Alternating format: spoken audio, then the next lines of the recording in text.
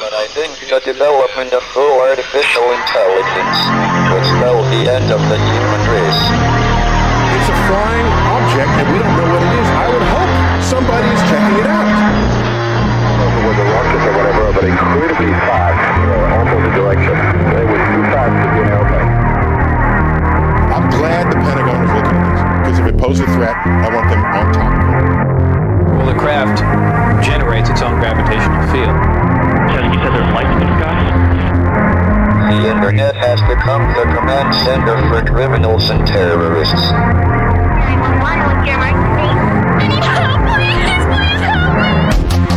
Aliens won't let it happen. You know, that's what we're instructed to say.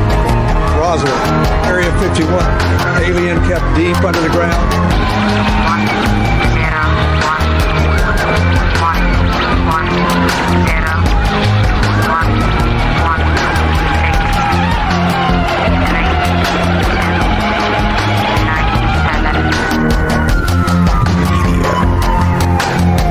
Doesn't have your best interest in mind. The government is self-serving. You're here for a reason. You're listening to Troubled Minds Radio.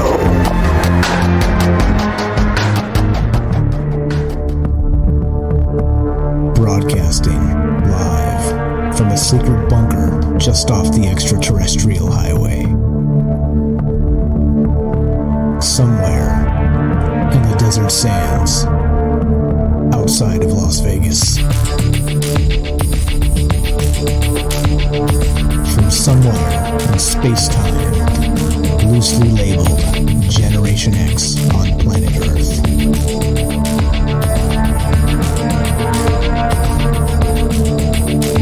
And asking questions of you in earnest into the digital darkness. All right, good evening and welcome to Troubled Minds Radio. I'm your host, Michael Strange, and hello to all of you who may also have troubled minds. This show is live. We do it Monday, Tuesday, Wednesday, Thursday, and we talk about all the things we're not allowed to talk about. You know what those things are? Yeah, that's right. Aliens, conspiracy, the paranormal, the government, academia, the 24-hour news cycle, propaganda, and the general feeling that we live in the upside down. Like I said, this show is live. We do it Monday through Thursday, 7 p.m. Pacific. And we are streaming on, yep, that's right, Rockfin, YouTube, DLive, and Periscope. And we are broadcasting live on the Fringe FM. And, well, I'll tell you what. If these technocrats want to play games and they want to bump us off and make it so that we can't even reach our own audience, I'll tell you what we'll do. We'll just move somewhere else. We'll just simply move somewhere else. And that's what we did. So goodbye to Facebook, Troubled Minds. I'm sorry if that was your platform of choice. Well, it's becoming untenable. And so, as many of you on the radio know, it doesn't affect you at all, except we do a live stream. We have a video and the whole thing, and as part of a companion piece to the radio show. And as I said yesterday, as I was really, really angry yesterday, not like lose my mind angry, but I was irritated yesterday that literally, right? How do you spend years building an audience on a particular platform and then they just magically shut off your reach to said audience? Like, can you imagine if you had, well, I don't know, let's say 40,000 followers on YouTube and then none of them ever got notifications? I mean, I know they play those type of games, but man, Facebook just goes nuclear. They just shut it all off so nobody gets notifications at all, and that's it. And your show's done, and on that platform anyway. And so I'm done entertaining it. I'm done playing those games, and so we're on to something else. We're on to Rockfin. Like I said, I'm going to sound like a Rockfin commercial for the next several months here as we just start to figure out what's going on and decide where the best place is for troubled minds, because there are prying ears out there, and they're no longer regular prying ears, like speaking of regular people listening, that's a good thing. But prying ears meaning that the technocrats are transcribing every word. They're feeding everything that we say and we think because, of course, they're trying to predict what we think before we think it. And then they're feeding all of our data points into these algorithms to do what? What do you think they're trying to do? And this is what the show is about tonight, by the way. So I'm not just on a ramble-a-thon. I mean, I do that sometimes, but, well, I do it all the time. It's a talk show after all. But, I mean, that's the thing. What do you think the end goal is? If you're talking about actual, control, right? That's what this is about. It's about control. It's about controlling freedom of speech. It's about controlling freedom of thought. It's about controlling all of these things. And so, fortunately, there are options. And so we don't have to be stuck with the same old garbage that everybody else is eating. We can step up to organic internet, as it were, if you know what I mean. That's not really a thing, by the way. I just made that up. But that's what's going on. So we'll just put that drama to bed. But if you guys are missing the video format and you haven't seen Rockfin, I highly recommend you check it out. Rockfin.com/troubledminds, and you'll see us live streaming right on there and reading all the chat, catching up with the chat on Rockfin and everywhere else. So appreciate you guys hanging out with us there, and on YouTube and DLive and Periscope as well. But okay, so like I was saying before I got a little agitated and off track, is that, well, the thing is this.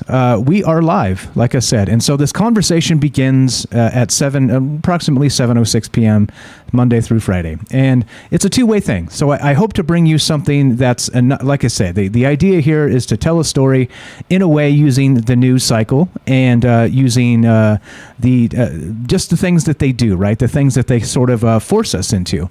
And as you notice, right, like just in the last 4 to 6 years, like everything is literally just spun off the rails. Politically, people can't even be in the same room with each other. Families are like being broken up by what? By politics? Like, are you kidding me? Like, sure, it's always been like a hot button thing because the brainwash is deep and goes deep regarding those topics. However, it's not necessary. Like, this is one of those things that is absolutely not part of what human beings should be subjected to. And I think that's part of the issue here. If you sort of look at some other things regarding maybe brainwashing and the rest of this stuff, I don't think humans were made for this. You know, we've evolved differently. We're not used to being subjected to, like suddenly, bam, you snap your fingers and now the next generation is a complete brainwash bombardment 24 hours a day. We're not set up for that.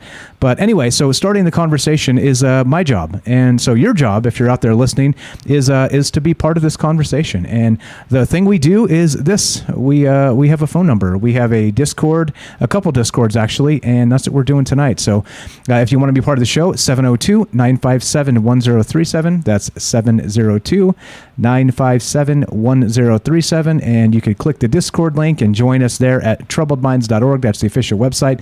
And also fringe.fm/chat. That will give you a direct invite to the Fringe FM Discord, and that's what's going on with that. So it is the same program, Discord. The two chat rooms are just two different chat rooms, two different audiences in two different places. So those audiences have overlapped in many cases. So, but come join both, because there's a lot of good people in there, a lot of good folks sharing good information. That again is not, as far as I'm aware, Discord is one of those things as well that is not censored. It's not being actively censored, unless of course you're harboring terrorists or something like this, right? Which of course we are not, but instead, right, they're trying to malign people who think freely as terrorists. What's up? I see you guys in the chat there in Rockfin. Yep, former Facebook followers. Yes, there it is. All right, so that's what's on my mind tonight, is not just tech censorship, but why are they doing this? Like in particular, so let's just use the example from Troubled Minds, right? Like I said, the thing that gets me really miffed about all of it is that you spend years, literally years, fighting or not fighting, building an audience. And then with the flick of a switch, they take it away from you, right? They want you to pay money to reach the same audience that you worked hard to build over years. I mean, it's just incredibly unfair. But then, of course, what they are doing is they're picking and choosing the winners, right? They are doing exactly what crony capitalism is all about, right? It's not about allowing the best ideas to really come to the top. It's about shutting down dissent, right? It's about getting the ideas that you want as the technocratic overlord in the faces of everybody. That's what this is about. And of course, it's about collecting every like micro minute of your data and using it as a weapon against you, using it to sell you things you may or may not need. It's a way to track if people are depressed. I mean, you can see a lot of this stuff. You just go to some of these documentaries. There's a great one on Netflix that Matt was talking about yesterday, by the way.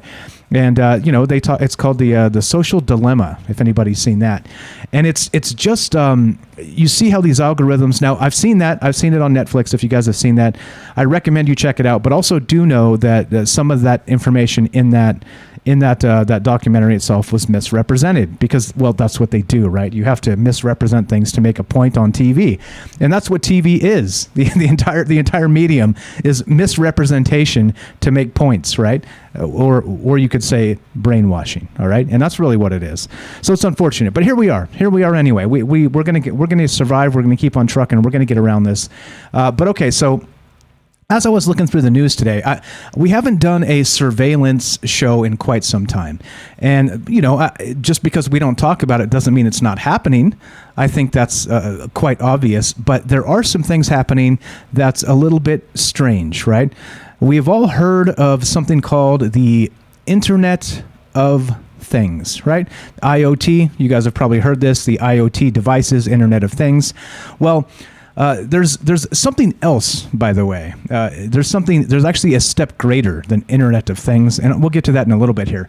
But so the Internet of Things is like an IoT device would be like, as they're describing everything as a smart appliance, a smart device, right? So like an IoT, like we always say, is that it's an IoT device is something like a smart toaster, right? A smart refrigerator, something like this. Like the refrigerator is constantly scanning and keeping track of your groceries as you put them in the fridge, and then when they run out, it can either text you a shopping list or order those things directly off of something like Amazon or like a grocery service, things like this. And that's just a brief rundown of the Internet of Things. Of course, it's going to be more ubiquitous than just your refrigerator or your toaster. It's going to be everything. It's going to be probably locked into your Ring devices and things like this, right? If you're expecting a package, maybe you'll get notifications from Ring that your package has arrived because they know that you're expecting it, because they're tapped into everything and everything is tapped into each other. And yeah, just weirdness, right? So as everything becomes more interconnected, this is what they're calling the Internet of Things, all right? And of course, right, the much hyped 5G conspiracy of all the rest of this stuff, these towers, and is this stuff even safe for like the cellular radiation that's coming from not just 5G, of course, 4G, 3G, and all the rest of this. We're really honestly the first generation that's been subjected to this on a widespread basis. If you go back even to my generation, we got the millennials now. What is it? Do they call them Gen Z? And then there's what's beyond that? No, they're babies right now, but there's another generation coming up, and these unfortunate younger folks are going to be literally surrounded by 5G signals, by radio waves from terrestrial radio, from you name it, 4G signals, from Bluetooth, everywhere. It's everywhere. You can't escape it. And except if you lose all your devices and you go to the desert or the country or something like this, that's how you can escape it. All right, and even then you're probably not safe because there's probably cell service out there.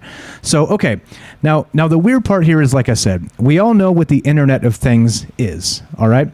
So, and like I said, some scary implications because they have to put these 5G towers, like they said, like they're going to be every 100 meters from each other or something like this, and they're going to put them in neighborhoods out in front of houses. And that's happening, right? Like there's all kinds of just weirdness happening with that. This show isn't about 5G and radiation and cellular damage and any of that stuff, right? But it is a notable thing that we are the first generation of folks right now that are experiencing these levels of small radiation bursts, as you would call them, or that's what I'll call them because I'm lack of a better term right now. But we're being subjected to it all the time. So it's one thing if it's in a low dose. Sure, fine. Maybe that's fine. But if it's literally from the moment you're born in the hospital, there's Wi-Fi signals and Bluetooth and all kinds of stuff going on, and then you come home as a little bitty baby and you're surrounded by Bluetooth and all the rest of this stuff, right? Like you're surrounded by just literally from day one. Not even that from in the womb. It's actually like affecting you in the womb as well. So that in and of itself is terrifying. It's a terrifying aspect is what we're going to look like, as a human species 100 years from now. That's the horrifying part about this. And there are studies to suggest even 3G and 4G are not safe in long exposure type doses. So I don't know. Like I said, as always, we live in that post-truth world where it's nearly impossible to really come up with an answer here because you have the telecom say, no, it's safe. There's no problems here. Then you have, they have some of these other scientists that have done tests and they say, no, that we're frying rats here and it suggests that it's not safe in huge long-term dosage. I don't know. Like I said, it depends on who you ask. Like anything, right? It depends on who you ask. And so that's what this is about. That's what this conversation is about tonight. In particular, not just these radiation signals. Like I said, it's not really about that, but it kind of is because we're talking about the Internet of Things. Now, let me pull up this article, and this is what got me thinking about this. Now, it wasn't just the Internet of Things, all right? Like I said, there's another thing. There's a whole extra step beyond the Internet of Things. And what do you think that is? What do you think it's called? Have you guys heard of this? If you haven't, well, I'm about to fill you in. What's up, guys? I see you all there on Rockfin. Thanks for showing up and hanging out. I see you guys there on Facebook and everywhere else. Thanks. See you in Fringe Discord. Trying to watch all the chats and do all the things at the same time. And it looks easier on TV. I'll tell you that. But anyway, I digress. Let's get to this article. Now, this is a little bit nuts. Okay, this is from Scientific American, and this is from today. Yep, that's right. So there's some comments in this article. This article is basically based on just different experts making comments about this new thing. And this new thing isn't so new, it just doesn't get a lot of play. Like I said, people talk about the Internet of Things and how it's not really, it's not set up for people. It's set up for machines. So machines can communicate with each other and make decisions themselves based on a set of parameters, right? Or, of course, algorithms, as it were. And that's what 5G and the Internet of Things is all about. Now, because, of course, right, if you look at who out there has streaming problems anymore? Like you pretty much have to live in like a very, very, way out there area where there's almost nothing around, kind of in the country sort of thing, to even have streaming problems anymore. Like if you live anywhere near a city, you're going to have like really, really strong signals and be able to probably stream high definition video right on your phone in many cases. So this is not about creating a faster download for Netflix. It's about creating these machines that can speak to each other and algorithmically decide, well, what is it they're going to decide, right? And I think that's part of the issue here is once you start looking into this and thinking about, fiction like Skynet, right? Thinking about fiction like The Matrix and how the full spectrum control actually becomes the machines because they're so in tune with each other in a communication aspect that, of course, if they become hostile in some way with the singularity and the rest of this stuff, the terror of the future, AI and all this as it continues to build and improve and become more seamless with each other, what kind of decisions will it make? And what level of a chance would humans stand to really fight it off or stand up to it? I think that's the biggest part here is once you build that network wins, and there's no way around it. Like you could disable nodes here or there, and it's fast enough and smart enough at that point to bypass those those limitations. So, yeah. Anyway, we'll see. Hopefully, we're not going to get to the point where the Internet of Things is sending Reaper drones to people's doorsteps or whatever. But I digress. Here we go. So let's go to this article. Now, this is what got me thinking about this today, and I thought this was interesting because it's not just the Internet of Things, and that's the thing everybody hears about: IoT, the IoT device. Like I said, a smart toaster, a smart refrigerator, things like this that are paying attention to what's going on in the household, so they can assist you make decisions, assist you order things or whatever, right? Something like this. Smart ovens, it's all there. But okay, here we go. There's more. This is from, again, Scientific American. Headline is this. Yeah, how could this go wrong, right? Flexible microprocessor could enable an Internet of everything. Yeah, that's right. An Internet of everything. Yeah, right. So now this is the next step. We talked about the Internet of Things, like I said, IoT devices. This right here is your very next step, which means what? What do you think this means? What exactly do you think this means? The Internet of everything. Yeah, well, let me explain. They have these flexible microprocessors that are very, very small. And they're saying that basically they're tracking chips.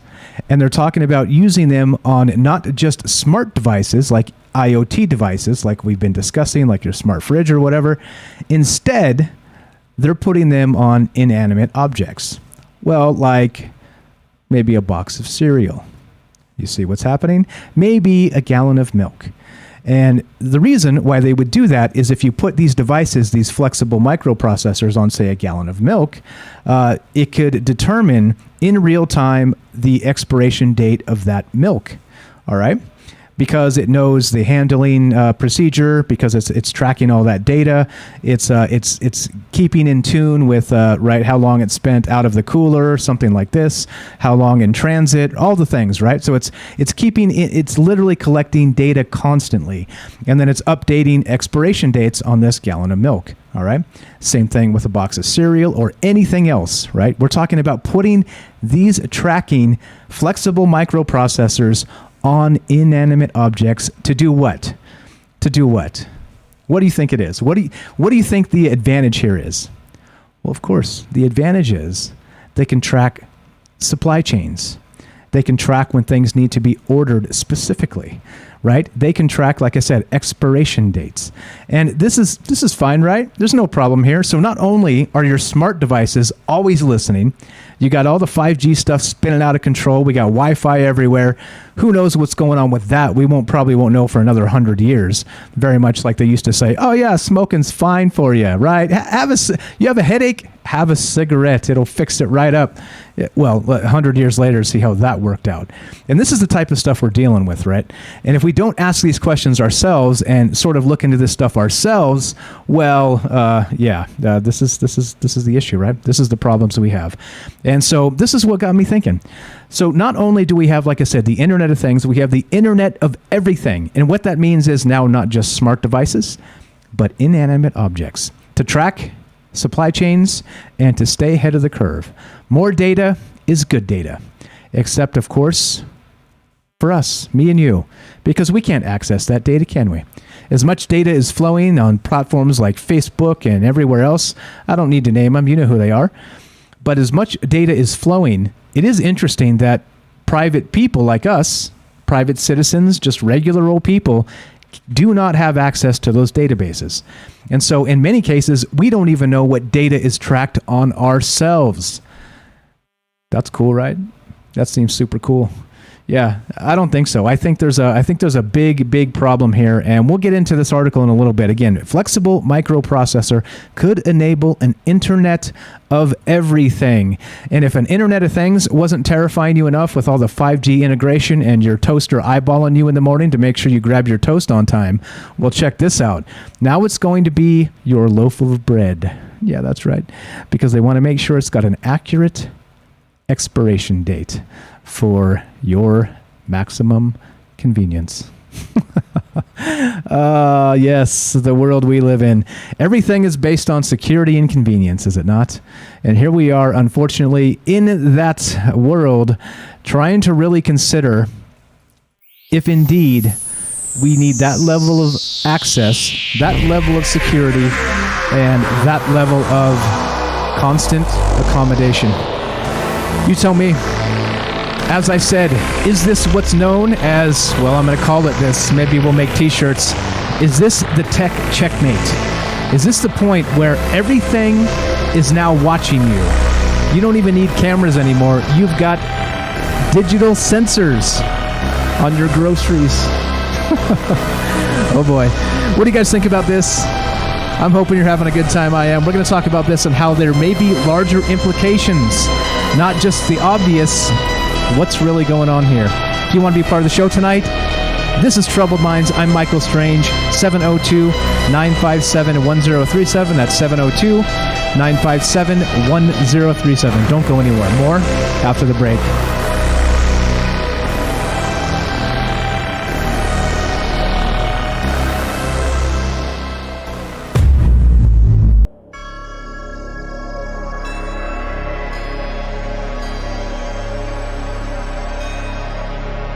All right, welcome back to Troubled Minds.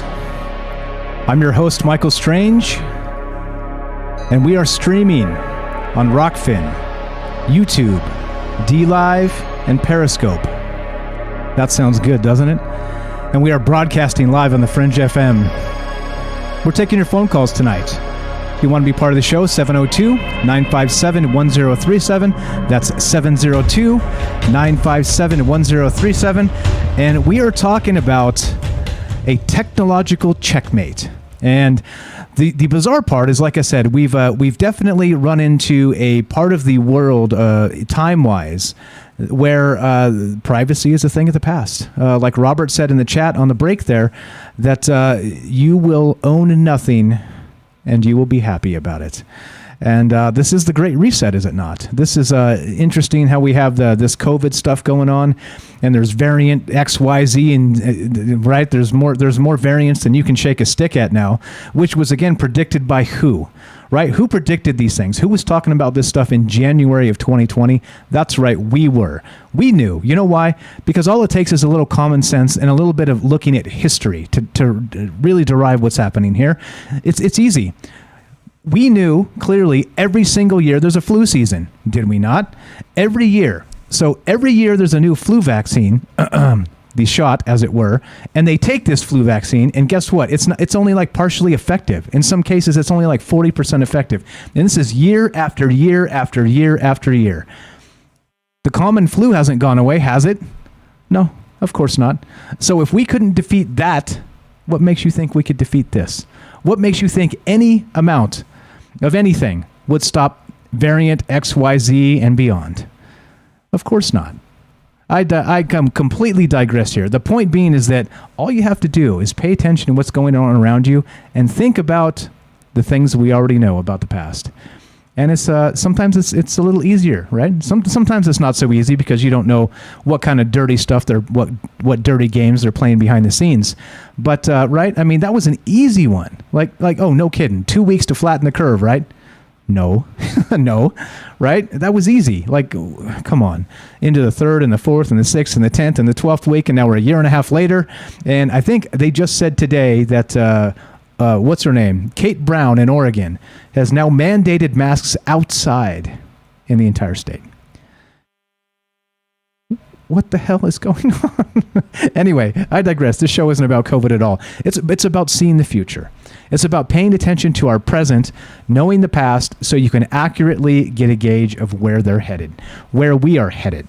And it's the way it is. I don't know. Like I said, I don't know what's going on with this. It's unfortunate, but here we are trying to figure out the world we live in. So anyway, back to this Internet of Things. Like I said, not just the Internet of Things. It's more dire than that now. It's more robust. It's, like I said, a technological checkmate of sorts, meaning that there goes your privacy. Gone. Completely gone. Like I said, you think it's bad enough that your refrigerator, your toaster, your smart thermostat, all these things are keeping track of all the things you do all the time. But then what about your box of cereal? knowing that you picked it up twice this week, right? You jostled it a little bit too roughly as you poured the cornflakes into the bowl. You know what I'm saying? Like, this is the type of thing they will be tracking. You know why? Because, of course, like I said, for supply chain ease, for being able to say, okay, we know we have, 77 boxes of cornflakes in this truck and 88 in that truck, and we just lost another 200 because that truck rolled over, whatever, right? They can track these things and know in real time what's happening based on, yep, that's right, these new items called flexible microprocessors. And so, of course, let's read just a little bit about this. And like I said, if you guys have comments on this, does it freak you out that maybe one day very soon your box of cornflakes may be watching you? And maybe not with an eye, like the eye of Sauron of sorts, but with data, with knowing what direction it's facing, how often you actually eat cereal, things like this. Did you throw the box of cereal away before you finished it? Things like this. What's up, John? I see your message on Facebook, or sorry, not on Facebook, on YouTube. Yeah, he asked if I could see it. I can see it. But so now this is what I'm saying. How does that make you feel? If this is going to happen in the near future, and this is how it's going to happen. Here we go. Researchers have developed a microprocessor built on a high-performance plastic rather than silicon. And they say it could enable smarter food labels and supply chain management. Sweet, right? The convenience. I love the convenience. I tell you what, if you could bathe me in security and convenience, I would line up for that bath. I tell you what, sounds so warm. I love it. No, I'm just kidding. Don't give me that. Really? Security and convenience. So we're literally giving up our privacy and our rights for security and convenience. Is that a fair trade, do you think? Do you think long-term that's a fair trade? Because is anybody really being kept safe right now? I mean, really? Is anybody really being kept safe? Just saying. All right, here we go. So here's some comments from some experts considering this article from Scientific American today. Happened today. Flexible microprocessor could enable the Internet of Everything. Christopher Intagliata says this. Microchips are everywhere. They're in our computers and smartphones, of course, but also TVs, thermostat, fridges, washing machines, cars. That ever-growing constellation of devices embedded with computer brains and internet connectivity is known as the Internet of Things, which we just said. We talked about. We'll get into the description of that and what it actually means, but there's more. He continues. Lots of other stuff, though, like a carton of milk, doesn't have a microchip or smart sensor. Not to say that it couldn't. All right, right? Is everybody excited about your milk tracking you? Here we go. John Biggs continues in this article. For example, imagine smart labels on food products that could alter their use by date, depending on how they've been handled. Right? Like I said, does that mean it's going to know if you threw it away before you finished every crumb in there, and they're going to start marking it down on your permanent record? I'm just asking for a friend. Not that I would ever do that. That's just wasteful and irresponsible. But what if you do it by accident and you didn't notice there's a few crumbs left in the bottom of the box? You think that goes down on your permanent record? Maybe. Maybe. It continues. The initial guy, his name is Christopher. He says this. I'm going to use Christopher because his last name is really hard to pronounce. Says John Biggs is a distinguished engineer at the semiconductor company ARM, A-R-M. He and a team of researchers have now developed a proof-of-concept flexible chip that could be used for applications like outfitting a milk jug with computer smarts. And they say the chip is 12 times more complex than previous attempts. They describe it in a recent issue of the journal Nature, which, of course, a natively flexible 32-bit ARM microprocessor. Now, explain to me this. Do you really think your gallon of milk, or your half gallon, do you think your milk container needs a microchip on it? And so the more I was reading this, I was fascinated. Like, what in the world is this? Like, seriously? We are just full on 100% tracking everything. Think about it. So if they put these tiny, and these things are tiny. These things are tiny, and that's why they're discussing them in these terms, because they're cheap. All right, because you wouldn't put expensive things on a milk carton. It'd have to be disposable, right? Well, I mean, wink, wink. We recycle everything, though, don't we? Recycling. But no, of course, no, we don't. We just send the dirty crap to China. That's how we recycle. And then they incinerate it over there. There's a recycling scam right there. But yeah, I mean, it's just horrific how these things, this is the world we live in. Okay, so anyway, like I said, your milk carton tracking you. All right, so this continues. So they claim the microprocessor is cheap to build, and it consists of a thin film transistor on a substrate of flexible, high-performance plastic rather than rigid silicon. And of course, this is what's paving the way for not the Internet of Things, but now it's being dubbed the Internet of Everything. Have you heard this term? Is this just new to me? Oddly enough, I looked it up and was digging into this just a little bit tonight because I have to know a little bit of what I'm talking about in most cases. And and of course, you know what's really happening here? This isn't new at all. I was finding information on the Internet of Everything back in 2016. Articles dated in 2016. Yeah, exactly, right? So that's what I'm thinking about tonight. That's what I'm talking about. There is the Internet of Things and those devices, the IoT devices. And then on top of that, there's the Internet of Everything devices. Are you really ready for your gallon of milk to be spying on you? And you say, oh, come on, Mike, it's not a camera. It's not going to know that I'm not wearing my underwear today or whatever. It's not going to know those things. Maybe not. But what happens when they start tracking your underwear? What if they put in that little Fruit of the Loom tag in your underwear? Then what? Well, will they be able to know as you walk down the street, just for example, that you're not wearing your underwear today? Or how about this? What if your underwear are a little dirty? Will they know that? This is what I'm saying. And I know I'm being ridiculous with some of these examples, but it's to prove a point. It's about accessibility. It's about comfort and convenience. But how much is actually going to help us? Do you really think your milk carton or your underwear spying on you is going to make your life better, more secure, more comfortable somehow? Who does it help? Very much like I said when we started. Look at Facebook's massive database. They track everything. They're into everything. They know everything. It's a digital oracle of sorts. And they do it intentionally because they want to read our mind. Not only do they want to read your mind, they want to suggest and brainwash ideas into your brain. And that's part of the problem here. So given more data points, if you imagine this, if you had all of the data points ever, just every single data point was mapped on Earth, every single thing, every grain of sand, everywhere it had been, and you put that into some giant, massive supercomputer, it knew everything about everything. Is that or is that not godlike?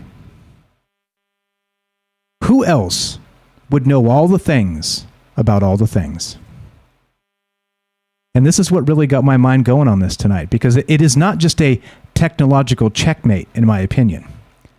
It got me thinking about who really is in charge of this mess. What is really going on? I've heard of ritual Illuminati things that, Ryan Gable has famously talked about the Super Bowl rituals happening every year. If you guys don't know, Ryan Gable is from The Secret Teachings, does fantastic stuff. He's 11 p.m. Pacific on Fringe. Listen to him. Smart dude. He's all over this stuff. Is this what's going on? Is there I'm going to say it. Is there a mark of the beast aspect to this Internet of Everything? Like I said, if you took a database so large that it knew everything about everything, not just you, your smart devices, but also inanimate objects, put it into a supercomputer, is that supercomputer not akin to God? Right? At least in its omniscience of everything here on Earth. Weird, right? You start to bump up against things that become extremely uncomfortable. And what that means is, just like Robert said in the Rockfin chat, you will own nothing and you will be happy about it. This is the Great Reset. It's coming. And it's, again, disguised as security. It's disguised as convenience. And of course, well, we're going to just gobble it down, hook, line, and sinker, aren't we? Yeah. What's up? What's going on? How is everybody? Looking at the chat. All right, if you guys have comments on this, we're going to get into this in a little bit more deeply. It's not just about the basically Internet of Things and the Internet of Everything. It's about the larger implications of this, meaning that, like I said, if you start to become so ubiquitous with the information you have regarding every single thing out there, is it not becoming creepy? Meaning demigod-like, let's say. I don't want to say godlike and be, blasphemous, but you get what I mean. This becomes larger and more terrifying than just a carton of milk staring at you as you open the refrigerator, as you open your smart refrigerator. So if you have comments on this, I'm going to get into some more of the more terrifying, larger aspects as we go, including who's running this joint. And I looked into the Archons a little bit, if you know what I'm talking about. So if you're tired of talking about refrigerators and cans of milk or whatever, well, we're going to get to some really weird stuff coming up. And if you have, like I suggested, these technological databases that are so large and ubiquitous that it becomes dangerous, what do we do? Do we have a recourse? Anyway, if you got comments on this so far, have you heard of this Internet of Everything? If you want to be part of the show tonight, 702-957-1037. We take all phone calls, and we don't screen calls because we have a very kind audience. One more time, 702-957-1037. Click the Discord link at troubledminds.org, and you could join the Discord and be part of the show that way. And we're here just kind of talking about these things, these new things, right? These newfangled things that are supposed to be, that are supposed to be whatever they're supposed to be. And dare I say it, what happens when there's a tracking chip on everything? Inanimate objects, us, smart devices, and everything else. Yeah. What's up? Richard says, Mr. Ike is a great guy on the Archons. Well, that's the question, though. What's up? So Treeland T says, supercomputer is named the Beast. Right? You see what I'm getting at here? It starts to become where technology is no longer just technology in and of itself. It starts to become something larger, something maybe conscious, maybe something spiritual. Maybe all of this data packed into one database, maybe known as the Beast. I like that, Treeland. We're going to call it that tonight, the Beast. The supercomputer that carries all the data. Do you think there's something more to this? Do you think there's something spiritual to this? Do you think maybe instead of just being satisfied tracking where you go and what you do, they want to track when you pray? They want to track when you're in distress. They want to track. You see what I'm saying here? There's some weirdness to this. Like I said, I'd love to hear from you guys tonight. As always, I can tell you my takes on this, and typically my takes are pretty boring. When this really gets hot is when you guys call and you start thinking about this. You start putting this in terms of your human experience, your knowledge base, and you start kicking back some ideas that usually blow people's minds. So if you're out there and you hear me right now, I'm talking to you. It's Tuesday night. It is August 24th, and it's a little bit before 8 p.m. Pacific, and we're talking about the Internet of Everything. And do you think it is? Do you think it becomes, once the information becomes so ubiquitous that you end up in a situation where data is no longer just tracking people, it's now tracking your own soul. It's tracking your spirituality. And like I said, in some cases, it starts to make me wonder who's in charge. Has anybody ever heard of the Archons? Right? That's what I'm talking about here. That's exactly what I'm talking about here. And is this a part of a larger plan? Of the Great Reset? Of all the rest of this stuff? I have no idea. What's up? Robert says, the only reason they'll put chips in your underwear is because the underwear will be rented, and your overlords will need to locate them immediately to take them back if you fall behind on the rent. I love it. I love it. And that's what I'm talking about here. You will own nothing, and you will be satisfied. You will be happy. What's up? Bill says, D-Wave quantum computer is a black cube, Saturn worship. And that's what I'm saying here, right? And then Treeland, the supercomputer is named the Beast. Is that where we're at? is this Saturn worship of sorts? Like I said, it's not my expertise. As you guys know about me, I'm not a particularly religious guy. But I am a defender of people that want to be religious, because the crackdown is on that faith. The crackdown is on faith itself. And to me, like I said, I strongly believe, right, wrong, or indifferent, we have the ability. We have the actual fundamental right to be wrong if we so desire. As part of our state of being as human beings, I think so. I think we have that right, and that's what this is about. So anyway, that's what I'm talking about tonight, this Internet of Everything. And if you guys have heard of this or have not, let me know. How does it make you feel if there's actually a microchip on your milk carton tracking everything you do? Like, it's not, I mean, literally, how much is too much? Like I said, the chip on your underwear, right? Like, that's ridiculous. But think about it. Think about it. Think about this. It's something simple as a chip on your shoe. Then what? Then what? You start to see. There are you can't even ditch your smartphone at that point. You're like, I'm going to go off grid. You leave your phone at home? Nope. You've got chips in your underwear and chips in your shoes, tracking where you're going. Yeah, this is crazy. What's up, Jack says Archons, thought adjusters. And that's what I'm thinking of tonight. So we'll get into the Archons as part of this, and I'm not sure. Like, this is one of those things where it really, really creeps me out, because once you start getting to the core of what's happening with this, it becomes not as simple as just the just tracking. It's not just tracking anymore. Again, like I said, the reason they do it is to read our minds and suggest things. The power of suggestion. That's the two things they want the most. But then after that, what happens when they have all of that? When they've locked it down and they do have that technological checkmate, as I've said, then what happens? Do you think there's a larger spiritual connection at play here? Do you think that maybe it is Operation Warp Speed logo equals the black cube, like Bill says in the chat? Do you really think that's what's going on here? Saturn worship. Do you think the Archons are involved? I don't know. I start to think in terms like this, and like I said, it definitely creeps me out. Yeah, Dark Devious has it right. The smart shoe. And this is what I'm saying, right? So once they start putting these tiny chips on everything, on inanimate objects, and they're so cheap and it's disposable, they could just litter them on everything, right? Like, people have talked about smart dust in the past and things like this, and I was like, yeah, do we have that technology yet? I'm not so sure. But right now they're saying in this article that we were looking at that maybe they don't have that, but they have this other thing that's cheap, can be made easily and attached on anything. Yeah. Tracking devices.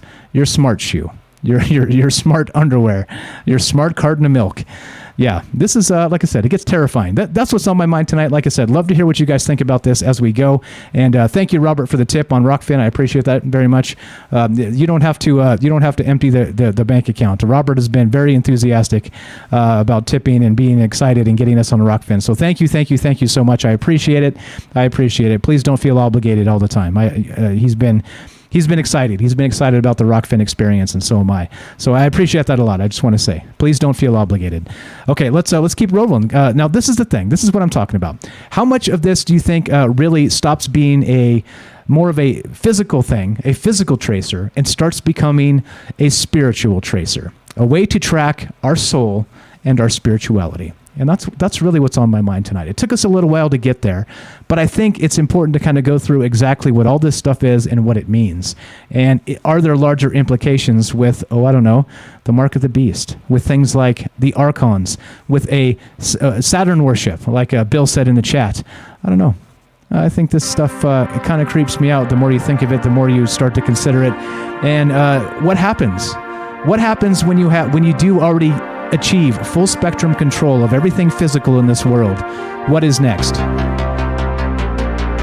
You tell me. I think if you achieve everything physical you ever wanted, the next step is controlling the spirit. And like I said, I don't know what to think about this. As I read it, as I get into it, as I was looking into this tonight, I was agitated. Anyway, what do you think? This is Troubled Minds. I'm Michael Strange, and we're talking about the Internet of Things has now become the Internet of Everything. And they're going to put trackers on your milk cartons, your cereal boxes, possibly your shoes, and your underwear. How do you feel about that? 702-957-1037. That's 702-957-1037. This is Troubled Minds. I'm Michael Strange. Don't go anywhere. More after the break.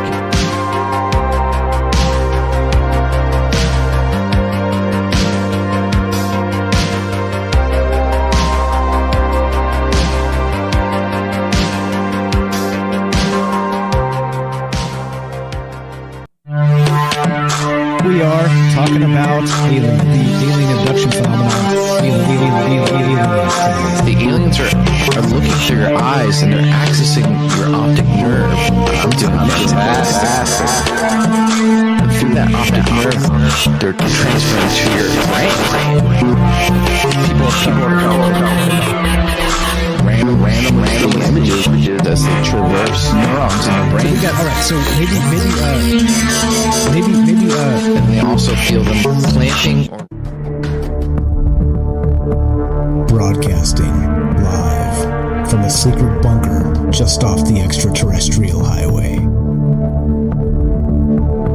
Somewhere in the desert sands outside of Las Vegas. From somewhere in space-time, loosely labeled Generation X on planet Earth.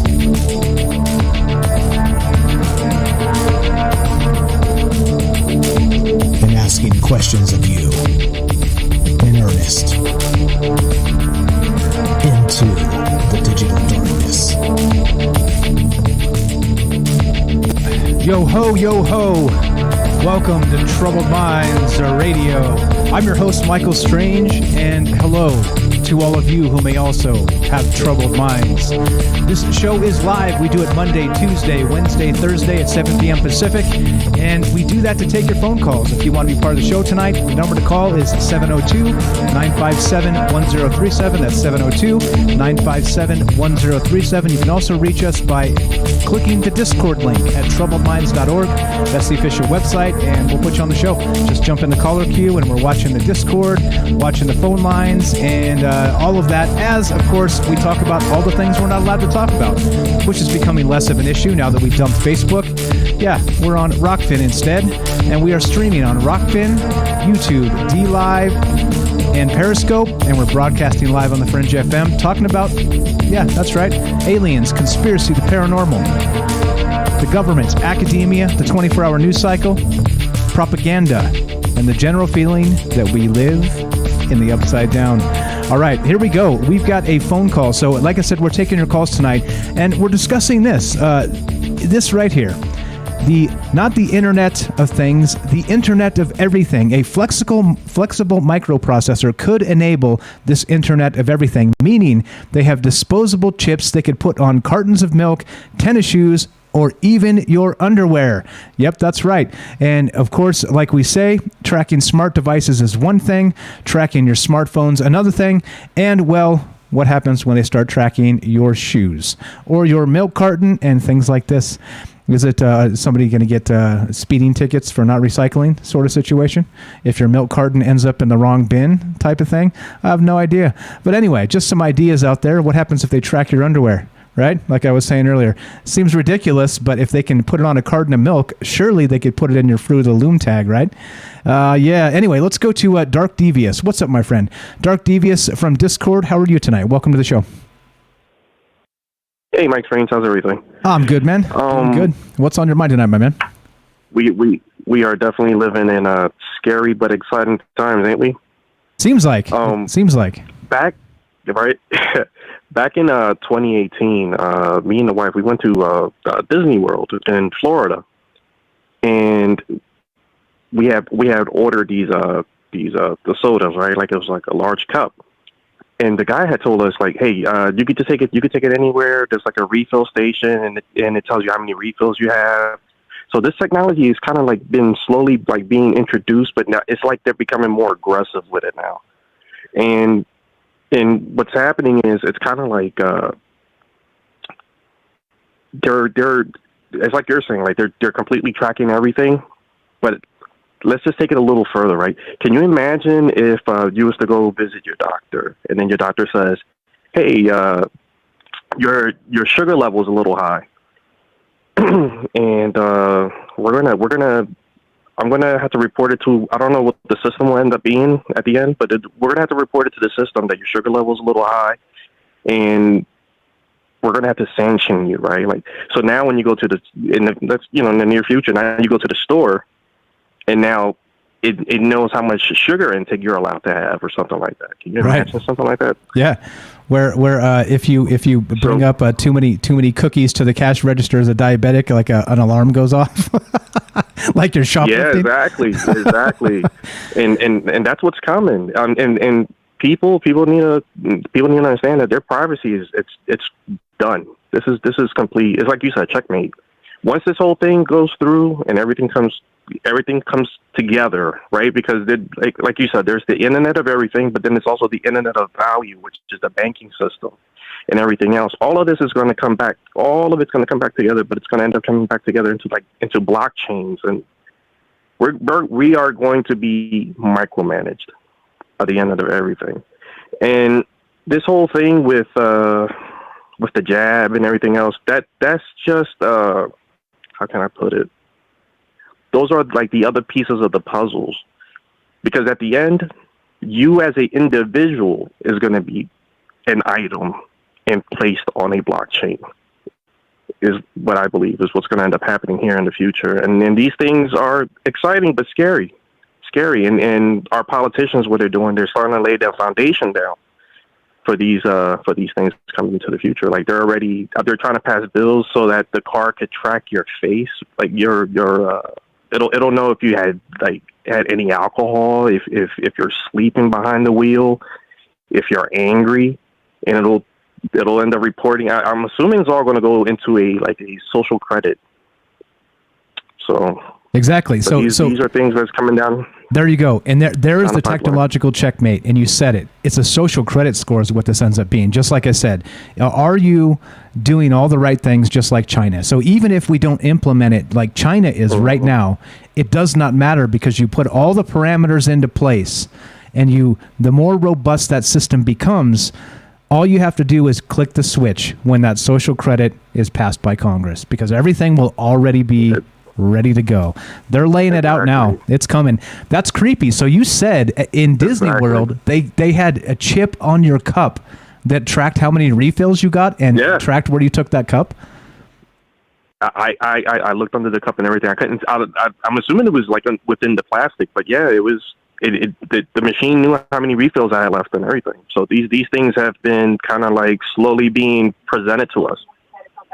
Wow.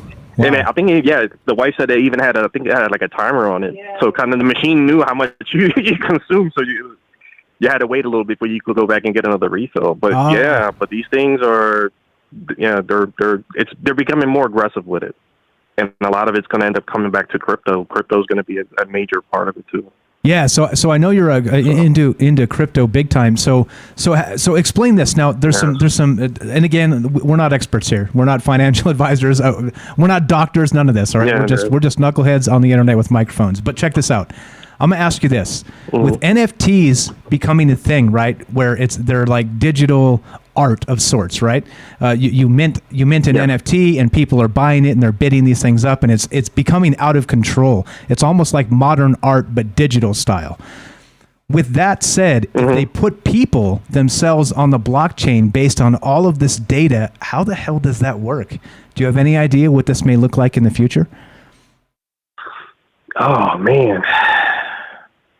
I know there's a company called Meta Hero, and they're allowing people to be able to like completely scan themselves, and it's almost a form of as if they're becoming an NFT, right? So a celebrity could actually scan himself, and then he could basically give you a shout out, like a happy birthday. But all of this is going to end up like augmented reality, so you'll have like special glasses you'll put on. So it'll kind of be like a VR kind of a thing, and you'll be able to see. It's going to be mind blowing. Like this whole NFT thing, and a lot of it's going to be tied in with augmented reality and stuff like that. But the mostly like the NFT stuff, it's like let's say like a artist, like they create something, and then they could actually put like a actual like a limited edition number on it. And then you as the buyer, you're basically kind of purchasing it. But there's different ways to be able to kind of like offer an NFT too. So like what's his name? There's this one. I think he's I don't know if he's an R&B singer or something like that. But he just sold like 100 NFT like music of his music, right? So, but those people that bought it, they bought his music for $1, but now they're going to be able to sell it for more. So it's kind of like giving you the rights to the product or to the art in a way, but it's going to be. I mean, the future is going to be kind of amazing, but it's going to be kind of scary too because you're going to be giving up a lot of your rights. And yeah, exactly. Like we're going to put like on these thing. VR goggles, and you're going to see like my avatar is not really me. I'm like some shiny, Pinocchio looking thing, or Pokemon looking thing, and that's my NFT, right? That like they've merged it into my VR identity, and so as a result, right, you put on these VR goggles, and Mike is like a Pikachu, like a glowing orange Pikachu running around, and that's become my NFT. I don't know. That's what I'm saying. I was kind of curious at what you thought. That's how I think it's probably going to end up. And beyond that, I don't even know, man. Scarier than that, are they going to start fusing some of these things to your very being so you can't get rid of it? How does that work? I don't know, man. It's scary stuff. Well, you'll be able to see commercials and everything. Like they could actually push commercials up to you. And it's kind of like it's in your augmented reality, you'll be able to see the commercials in front of you and stuff like that. And then they'll know eventually what kind of commercials to kind of like target you with because they have all your data. Exactly. By the end of everything, they'll have all your data. So you're pretty much on like I said, this is going to be exciting, but it's going to be scary. It's going to be scary. It's going to be scary. I'm with you. And and all of this is kind of like it's coming, and it's coming aggressively.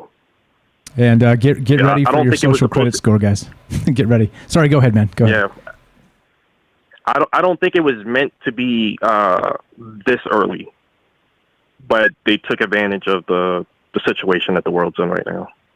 Exactly. Never let a crisis go to waste, right? That's the political line, and so they're going to take advantage of this, quote, pandemic and this whole business going on, and turn it into your coming dystopian future. Welcome to China, United States style. You were the best, my friend. Anything else while we got you on the phone? No, that was practically it. I just remembered when you was talking about the flexible chip thingamajiggy, and I was like, man, I remember in 2018 when we went to Florida, how they just knew it was crazy. That's creepy. They just knew how many refills we had left, and how much, at what time we consumed it, and how much time we had before we could actually get another refill. But creepy. Yeah, but it's like they're becoming more aggressive with it. Yeah, definitely. Yeah, it's going to start happening. I appreciate it, my friend. Dark Devious, find him on all kinds of crypto talk on our Discord if you want to join that, troubledminds.org. He's not a financial advisor. We're just sharing information for the lulz. No. Thanks, my brother. Thanks, my brother.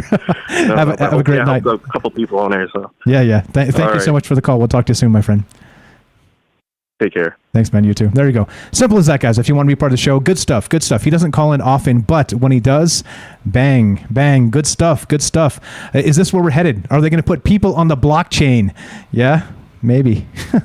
Maybe. We're still talking about this stuff. What do you guys think? Is this the mark of the beast? We're talking about this. Flexible microprocessor could enable an internet of everything, meaning they could chip literal inanimate objects, including, and I jest, but maybe I don't, your underwear or your shoes, your carton of milk, your cereal box, things like this. Yes, terrifying. If you want to be part of the show, 702-957-1037. That's 702-957-1037. Click the Discord link at troubledminds.org. Let's go to Jennifer in Missouri. Jennifer, welcome to the show. How are you tonight? Doing good. Just listening in. And I was thinking, at the very least, this is just about convenience for those who can pay for it. And then on the higher level, I mean, if you go into like a spiritual aspect of it, it takes on a much more nefarious appearance. Like, if you think about it, it looks like if you think about like the ghost in the machine, and that if you think about like voodoo, for example, you have like the puppets, the voodoo dolls, and you interact with them by usually having a little bit of that person with that puppet or whatever, and then you can interact by manipulating it and making an effect that you want with that person's life. This is like an inversion of that. Like, if you consider that they're going to put sensors on everything around you or on your person, so that they then can affect you from a distance, in whatever way, or at least to watch you. And then if you go on another level with it, the objects, like the smart objects that you're bringing into your house, it's almost kind of like a haunted object you're taking on purpose. Like when we talk about that kind of paranormal stuff, it's kind of like that. Like you're intentionally bringing something into your home that is linked, and it's like a whisper going through all the vibrations in the web, all the way to some center core where they're recording or not recording, observing, and sensing exactly your presence and your existence, all from that instrument. So it's like having a house full of haunted, listening, perceiving objects, where there hopefully is just like a human ear, listening in somewhere. Or if you want to go even more nefariously dark with it, there are different demons depicted in old woodcuts and from different people's accounts that they think they've seen them, who knows what they were on or however they've done it. But on these ancient woodcuts from like the 1800s, I guess, not going to say 1700s. I'm not sure exactly, but you've seen like a spider legs with like 4 or 5 human heads, like a human head, a frog head, and then they have like these spider legs. And if you think about these types of creatures, you think about the archons and everything. I don't know what they are. Nobody does, The web, the idea of a web itself, that it feels every little thing. It's so that the spider at the center can sense every movement of wind or, like anything, and it'll respond off of that. Something is at the center of the web, technically, perceiving and sensing everything. Right, every twitch in the web. So as far as... Yeah. Yeah. And I think that, if we are linking ourselves to it, it's almost like they can enact their will much more easily upon you. And when we were talking about the whole thing weeks ago, I think, like a week ago or something, about that quantum physics had figured out how to measure the soul with quantum physics, and we were talking about that. Do you remember that? Like a while now? It's been like several days ago or like a week ago or something. Yep. And now you have these priests of science. And this would kind of tie into that. It's a way to emulate an all-seeing, all-knowing God. It's a way for them to replicate that so they really can have the experience of giving people what appears to be like it knows everything. It hears everything before we even think it knows it, just like God. And so it ties into that in that way. It makes for a wonderful artificial experience of a God. And then if you take into account that it knows what you need before you actually need it, or if it's inside of you in some way, influences that you might not know that you need it, but you decide that you do need it, like with marketing, or like the voice to mind manipulation, or the fact that, if you're taking sensors onto yourself or within yourself, you're no longer under control of yourself, almost like people like with the idea of voodoo. So it's really strange. I think it's some type of magic, possibly. But nobody would admit that or say that that's what's going on, even though people would have called this magic, a long time ago. So that's what I kind of think might be going on with it. And you would have to cover all these things. And like I said, people intentionally bring these objects into their homes and onto their bodies, and they wouldn't do it if somebody said, hey, this thing is a haunted object. Most people wouldn't take it on. Right. Nobody would take on something that's cursed and is a type of perceiving thing. But they're intentionally taking on things all the time that are listening, that are interacting, and sometimes interfering and creating your world a way it may not have gone to begin with. Like I may not have bought that certain type of, barbecue sauce or something else I'd seen the ad for because I was talking about grilling. Literally has happened. Right. But Not just I don't you. know. They do. They obviously Yeah, go ahead. There's a delay because I'm on a phone. Yeah, sorry about that. It is weird with the talk back and forth because there's a strange delay. But no, you're spot on here, and I think the most important thing you said right now is the ghost in the machine. And there are literal ghosts in these machines. They're technological ghosts, though. The ghost in the machine is connected to that spider web you described, and not only that, we are placing ourselves in it like it's a soft, comfortable hammock, right? We're like, oh, this is so nice. This is so nice. What's next? What do you think is next with this then? I think it starts to believe it is alive. I think the ghost begins to experience that it's alive and that it is God. It starts to believe that because it knows everything. Exactly. And that's what I'm saying here. So digitally speaking, it's one thing to say there's a ghost in the machine, but when the machine is so ubiquitous that it does know every data point of everything on the globe, does that not become a god in and of itself? That's terrifying. That's terrifying. Yeah. I'll let you go. I love where your mind's at. Thank you for the call. Good night. You too. Thank you very much. That's Jennifer in Missouri. Great stuff as always. What do you guys think about this? Is this where we're headed? Is it that ghost in the machine? Fantastic stuff. This is what I'm saying. This is why we've always done it in a live format, because you get such amazing phone calls.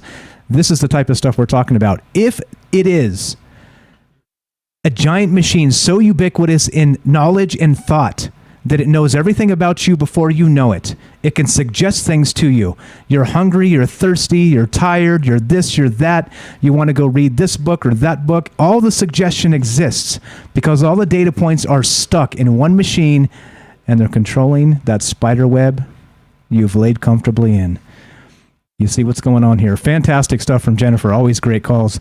And that's what we're doing tonight. We're taking your phone calls talking about this. And so not only is it, again, the Internet of Things is one thing, all right? The Internet of Things. Now this is the Internet of everything. And we're talking about putting smart devices on inanimate objects. So it's not just your smart refrigerator that's plugged in and needs an internet connection. No.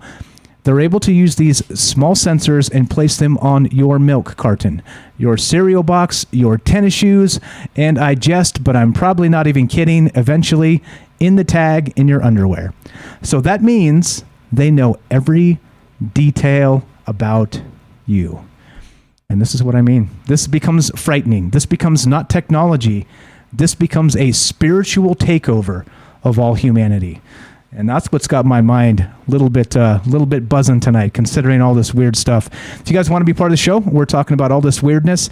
Clearly, this is going to lead to a social credit score at the very least. That's going to be your digital checkmate. But what about your spiritual checkmate? When does that arrive? And are we ahead of schedule? That's what's on my mind tonight as we consider these things and talk about these things and wonder what in the world is really going on. I don't know. As you know, I'm not the answers guy. I'm the questions guy. And this is a show where we get together and talk about these things. Fantastic call so far. Thank you, Dark Devious. Thank you, Jennifer. Amazing stuff. We're looking to hear from you. If you want to be part of the show tonight, we're taking your calls. 702-957-1037. That's 702-957-1037. And we're talking about, yeah, that's right, not the Internet of Things, the Internet of Everything. Imagine when your dog's leash has a tracking device on it and it's built in to the manufacturing. Like just think of every inanimate object you come in contact with in your life. Imagine every single thing is being tracked. Horrifying thoughts. Is there a ghost in that machine, and are there larger implications? One more time, 702-957-1037. I'm not Troubled Minds. I'm Michael Strange. This is Troubled Minds. Don't go anywhere. More after the break.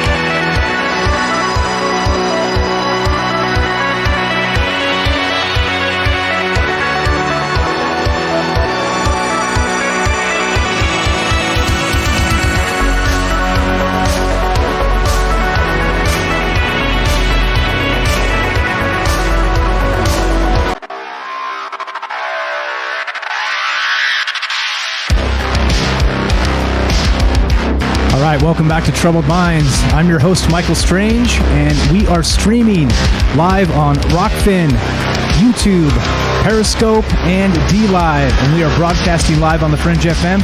We're taking your phone calls tonight.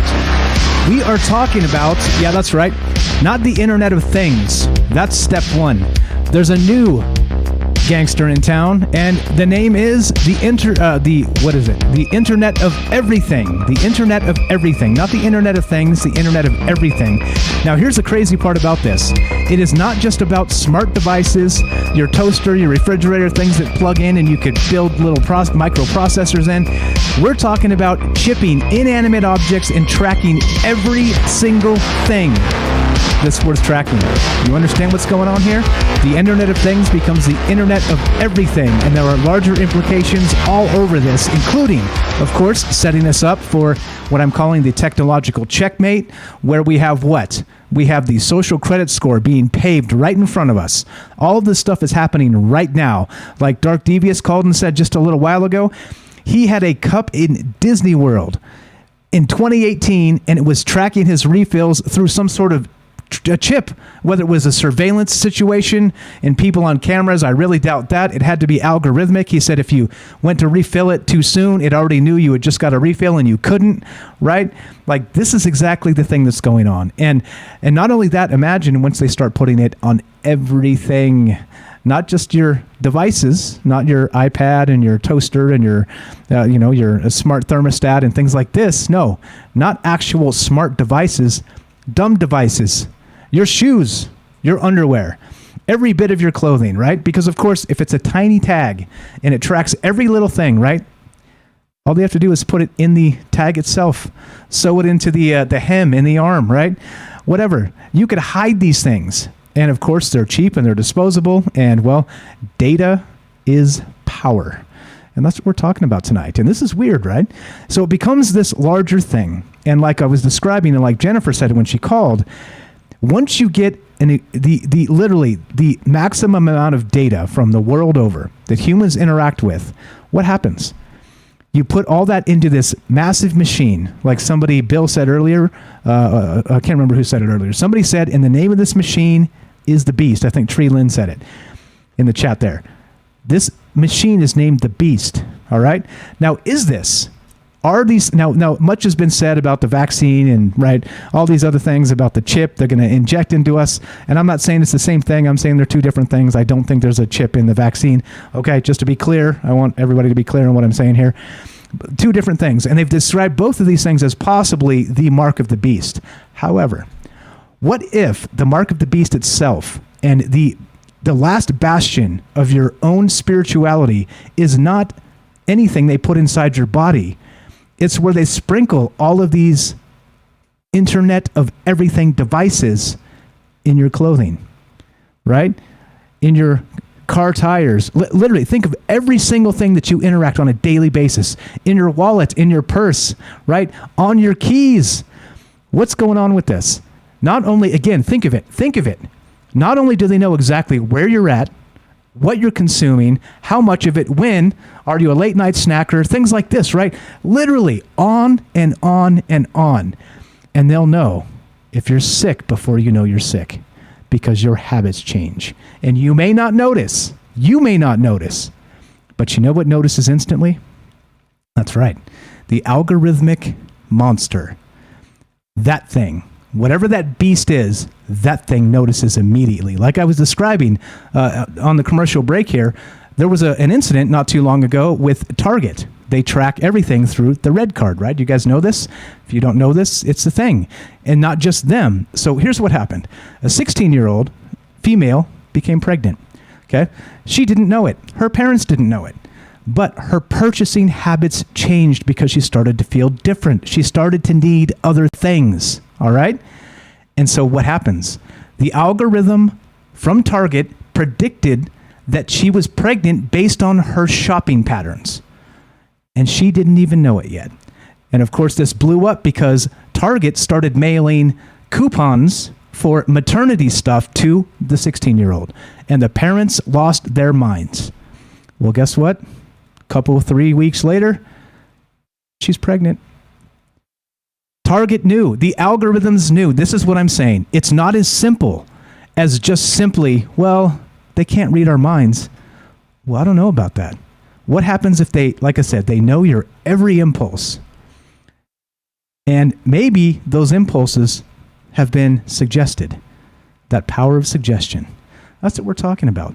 The Internet of Things becomes the Internet of everything. And what in the world is going on? All right, let's go to Daryl. Let's see. Did Daryl thank you for being patient with me as I do my rant. Let's go to Daryl in New York. Daryl, testing 1, 2. Can you hear me, my friend? How are you? Because your habits change. Hello, and hello. you may not notice. Daryl, just mute me, please. I'm coming back. I'm gonna mute you for a sec. Just mute the stream, and you're on with me. So hold on. I'm gonna mute you. We're gonna get to you in just a sec. There we go. Are we muted? How we sounding? All right, Daryl, welcome to the show. How are you tonight? Hey, Mike. How are you doing? I'm doing very well, thank you. Hear me? Yes, loud and clear. Go right ahead. What's on your mind? Oh, great. Well, great calls. I'm based on like Jennifer and I'm sorry, who called before Jennifer? Those were just in that league of thought. I have a lot on my mind about this. First of all, I think there's so much metal that has been coming down, that we're all infected with lots of metal. There's mercury, there's aluminum. We're being exposed to all kinds of stuff that's in our food. It's not even necessary, I don't think, to blow dust on us. We're already transmitters. They're just waiting for that right moment to insert that technology, whatever that could be. And the ramifications and the possibilities are pretty endless. I'm thinking about on the level of like even soul, like your soul, the technology that they're talking about is going to be so groundbreaking. Like every few, 100 years, we have something that's just changes our lives so much. That's going to be like the best thing to invest money in, even, to put your money down on the stock options for something like this, because it's going to change your lives. Supposedly, in the beginning, I would imagine it would be very convenient. And I'm thinking more of the positive aspect, like, let's say they can give you a download of amazing knowledge. You don't have to go to school anymore. They just, you just go down and download, onto your program, whatever you want to learn, and you'll have the knowledge of the world within seconds. Kids won't need to go to school. They're already going to come, with this knowledge package. So it's going to be downloadable. Something that groundbreaking, that it's going to change our lives forever, is coming. And I don't know what it is. It sounds like this could be something like this, that would make the internet look like Etch-a-Sketch, Exactly. Yeah, exactly. And but again, the weird part is we always talk about on this show, the merging of man and machine. And, and many times we think of Neuralink, and we think of, maybe adding robotic arms to make us, more efficient workers, or things like this, right? Like more obvious sort of robotic merging. But then this is a sort of merging that, again, like Jennifer was saying, the ghost in the machine becomes everything around you. And so it's not just simply, well, maybe they can suggest something to you, or maybe they can read your mind and think, know that you're going to do something before you do it, right? Another thing too, like they said, is Facebook knows when people are about to book, or knows when people are depressed, because what they'll do is they'll book a trip to Las Vegas, right? So they're feeling blue, they're feeling down, they need to get away, they need a trip, something, and then so people will spontaneously in a short notice book a trip to Las Vegas. And what happens is Facebook, the algorithm categorized them as depressed, as being a part of the depression crowd, and then of course starts treating them accordingly, right? Crazy. This is the crazy stuff that's really happening out there. It's nuts. And the more ubiquitous these sensors become, the more it happens to not only control your mind through suggestion and all the rest of this, it becomes an encroachment on your spirituality. And that's what I'm talking about here. It starts to get scary, Absolutely. Right? Yeah. Well, it's like they were also like what's her name? Linda Moulton Howe was talking about like something on that like level of spiritual transplants, and how they want to steal your soul. Like this would be like a soul. Russia would hack your soul. Let's say there's so many ramifications that this could go totally wrong. You know, if you're able to be like spiritually hacked in a collective manner, now you'll have complete control. They'll have complete control over your actions. You can't even commit a crime because they'll know you're going to commit one. Nobody's going to ever get murdered, or nobody's ever going to rob a bank because they're going to be there before you get there. You know, they're going to beat you to the punch. I think this technology is existing already in China. I saw something like they know what you're thinking. Like all of your data is on a screen. Like just people walking down the street. I saw it on YouTube, so it must be true. Anyway, it's like they know your name, you know your how much money you owe, you know the data that's available that is easy to get, you know. But the things that are not easy to get, like what are your thoughts and can they meet? I think they can read your mind. Obviously, if they knew she was pregnant, for example, that's scary. And I want to mention some kind of really like crazy stuff that I've had experienced on my own level personally. When I was experiencing like my worst infection of Morgellons, I was getting electrocuted without touching anything. I mean, like, can you imagine you ever get an electrical shock, but you're not, like, you know, you touch something and you get shocked. You know, you're walking on a carpet and you get shocked. Imagine that happens to you constantly without you even touching anything. Like, you have this, like, absolute feeling of electrocution, and it's localized. It was, like, once in my thumb. It was, like, totally electrocuted. I know it sounds crazy, but I experienced it. I'm like, what did I do to deserve that? And I'll tell you something about the smart dust thing, too, that happened to me twice, where, like, literally I had smart dust thrown in my face, and later, like, it happened, like, in public, so this was weird. Anyway, that's another story. But anyway, there's stuff out there that's nano, and it's tiny, and it can read your minds, and I believe that, you know, you better watch out, you know. But on the other hand, I think we collectively fight it, because there's a lot of power in a collective consciousness, so before they try to control it, we might have a little more power than we think we do, you know?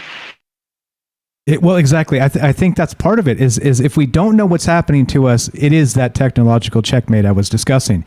But if we know and we're aware of what these things are actually rolling out as part of the social credit future of our lives and our spirituality and our souls and everything else, then we can stop this. We can put a stop to these things.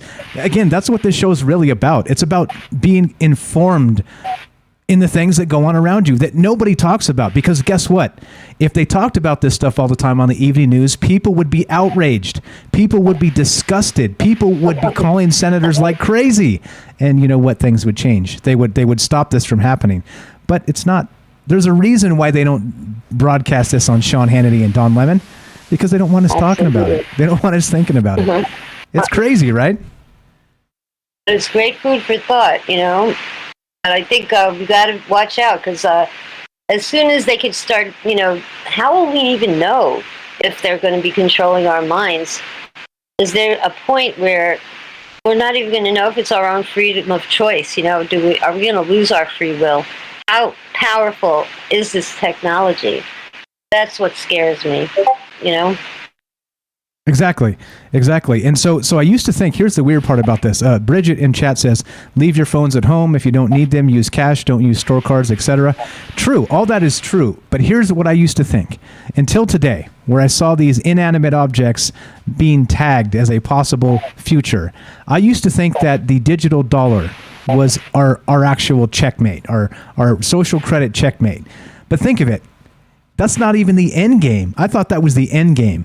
But it gets deeper than that. If you're tagging people's clothes, people's wallets, watches, literally everything. If you're tagging everything with these trackers, the digital dollar's nothing. Nothing. You don't even have to spend money, and they're tracking the hell out of you. What's going on? This is nuts. It's terrible, but it's total loss of freedom. It's really, you know, you're not going to be able to do anything. Like, look how they're trying to remove our freedom by not, you know, getting their mandated, their mandated poison jab.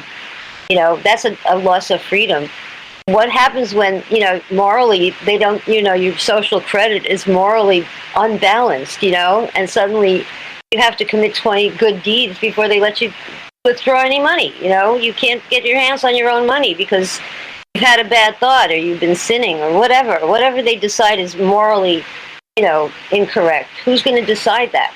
Who's going to decide what's right and wrong anymore? God only knows. Their ethics and morals are totally out the window at this point. I don't know. Twisted. And that's why I'm suspicious of academics, right? They twist themselves in knots to have these moral codes that you have to be sick to even agree to. It's like, what? Really? This is morality now from academics programming algorithms. Yeah, I'm with you, Daryl. No thanks. I reject it. What else are they? They're going to mandate, you're going to get diagnosed. They're going to know what you're sick with. And then what are they going to do? Diagnose you and treat you with whatever poison that they decide? These should be elective things. Are they going to say, well, okay, you're going in for chemo. You can't even, do you have a choice on what your treatment is when they diagnose your illnesses before you even know it? Are you going to decide who's going to keep their children if they're pregnant? They're going to know, they're just going to decide morally that girl doesn't deserve to have a baby. She's 16. Who's going to do that check and balance? Who's going to be in charge of that? What data collector is going to be, working that button? Some graduate from MIT that's on Facebook or Twitter. Some 24-year-old. No offense, there's some brilliant 24-year-olds out there, but there's also a lot that have no idea what life's really about yet. So that's the terrifying thing, right? Once you start putting those decisions in the hands of people that are not really even as diverse as they claim they really are, we have problems. You're right, Daryl. This becomes a scary thing. 100%. Big time. Yeah. Big time, but it's great food for thought. Great subject. Right on. I appreciate it. Anything else while we got you on? We got about 5 minutes left before we finish up. But okay, thank you so much for the call. As always, great stuff. Daryl from New York. We'll talk to you soon, okay? Okay, you got it. Good night. Thanks a lot. Good night. Appreciate the call. Simple as that. You guys want to be part of the show? Jump into the Discord at troubledminds.org. Click the Discord link, and we have a few minutes left if you have comments on this. What's going on? Is this a spiritual encroachment? Is this what's happening with these Internet of Everything devices, where they're not just tracking your devices, your smart devices, they're tracking your inanimate objects? Like I said, which means everything is in play.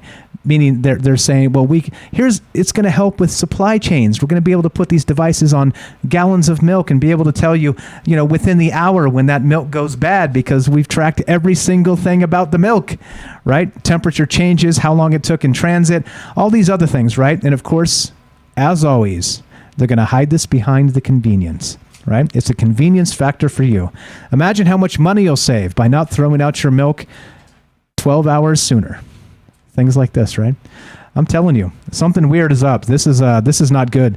We continue down this road, and I think it's the devil's road. And I'm not even a religious guy. I'm going to use that in a very non-specific term. But what's going on here? What is going on here?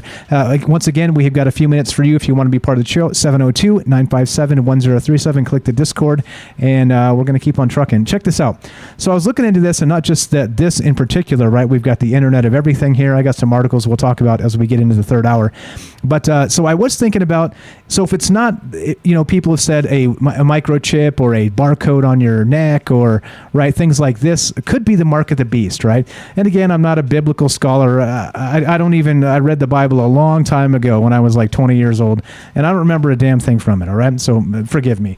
But I do know that there are some particular things regarding this mark of the beast. And as somebody said a little while ago in the chat that this new technology probably is not the mark of the beast because it has to be a voluntary thing. Well, here we go. So I got this thing that kind of outlines what this is. And it just got me thinking, right? So not just, like I said, not just technologically, not just considering that it will basically be able to predict our thoughts and suggest our next action to us, things like this, as this digital beast, whatever it is. then, like I said, I got thinking, is this like an encroachment on our spirit, on our soul itself? Is this what this is leading to? And so I got thinking, like I said, I don't know. I had to brush up a little bit on the Mark of the Beast, but here you go. It says, this is from markofbeast.com. And yeah, here we go. So it says, what will happen to you if you get the Mark of the Beast? And what if you refuse? Revelation 13 contains a Bible prophecy that will be fulfilled very soon. It will affect you and every other person on earth. Satan does not want you to know what the Mark of the Beast is. Take a few minutes to learn about this important Bible prophecy. And here's just some things. Like I said, I'm not saying this is it, but I'm saying that it got me thinking in terms of this, that the encroachment becomes not just physical, not just maybe suggesting and reading our mind. It becomes much more than that, much greater than that, like with a godlike type power. Okay, so here we go. What's up, Joe? Joe in the Discord says you will be disconnected from the source, right? What's up, Joe? I guess Joe got the memo that Facebook's broke. Well, I broke Facebook. Here we go. It says, if you worship the beast and receive his mark, you will receive the complete wrath of God. The book of Revelation in the Bible gives us this strong warning, quote, if anyone worships the beast and his image, and he receives his mark on the forehead or on the hand, he too will drink of the wine of God's fury, which has been poured full strength into the cup of his wrath. Wow, that's very well written. I'm jealous. I wish I wrote that. If you get the mark of the beast, God's complete wrath will be poured out on you, is what this says. And so this is what I'm saying. I don't know. Like I said, it is nice to kind of think in terms of maybe larger implications for technology, because is it getting to the point where it's not just, like I said, the physical, it's not just the digital databases, it becomes other things entirely. And again, I'm not suggesting people say it's the vaccine, people say it's like a chip, two different things. Like I said, I'm not suggesting there's a chip in the vaccine. I'm not saying that. I'm saying that people have suggested these two different things may be what's happening here. Barcodes have been suggested, getting on your hand, or what does it say? You're on your forehead or the hand. Okay, so what happens when they start putting chips in your hand? Is that it? I don't know. So like I said, I'm not going to get too deep into this, but because we are kind of out of time here at the end of the show, but it does start making you think about what is the future here, and do we stand a chance? I think that's the most terrifying part about all this is, do we? Do we stand a chance, and what can we do about it? And as we finish up, what we're going to do is smash the music button and do a quick outro. And the deal is this, right? So this show airs Monday, Tuesday, Wednesday, Thursday at 7 p.m. Pacific, and we talk about all kinds of stuff. It's all over the place. Like I say, when I really say aliens, conspiracy, the paranormal, and everything in between, that's what you get. And so when you show up each night, you're kind of not sure what's up. And I get it. Not every show is going to resonate with everybody, but I think it's important to have a broad range of topics. And so that's what we do. And what's up? Shout out to Rockfin. Thanks for showing up and hanging out with us, everybody out there. If you're new and don't know what's up with this show, well, we do a third hour. This is the end of the second hour, and we are on the radio on Fringe FM. We're streaming on Rockfin, DLive, YouTube, and Periscope. And we got one more hour of Trouble Minds coming up. If you love this show, it's commercial free after this, and we just hang out and kick it, take phone calls, and talk about the rest of this stuff. If you're listening on the Fringe FM, stay tuned for Joe Roop Lighting the Void.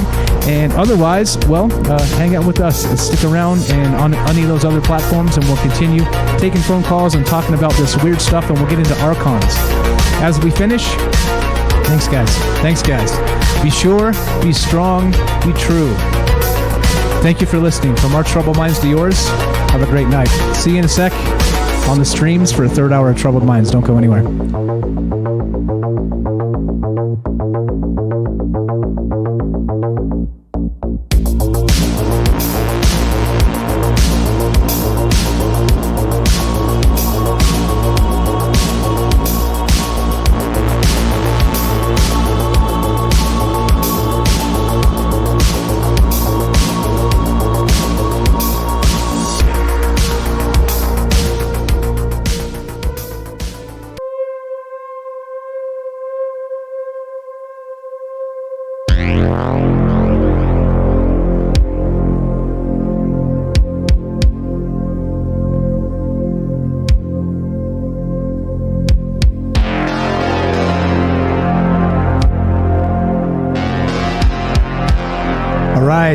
Here's the deal, guys. We've got one more hour of Troubled Minds coming up. So at this point, we're taking a 2-minute break to just get off the radio and kind of reset and continue trucking. The thing is, the conversation now, we can get weird, right? We do the third hour intentionally, right? We could literally just end it right now and be like, yeah, good enough, whatevs. However, this is where we don't have to cut you off because the commercial's coming. If you want to call and be part of the show and want to hang out for a little bit and talk about things and kick ideas back and forth, this is the time. This is the time to hop in here and mix it up and be part of this. If you haven't called in yet and you're just finding this show and you want to come kind of feel it out and see what it's like to be on the air and talk about all kinds of weird stuff, you're welcome. So I'm going to put the phone number up and we're going to continue trucking talking about this, and we'll be back in just a moment. 2-minute break, and we're taking your phone calls at 702-957-1037. You can also join the Discord at troubledminds.org. That's troubledminds.org. Don't go anywhere. More Troubled Minds. 2-minute break. Be right back.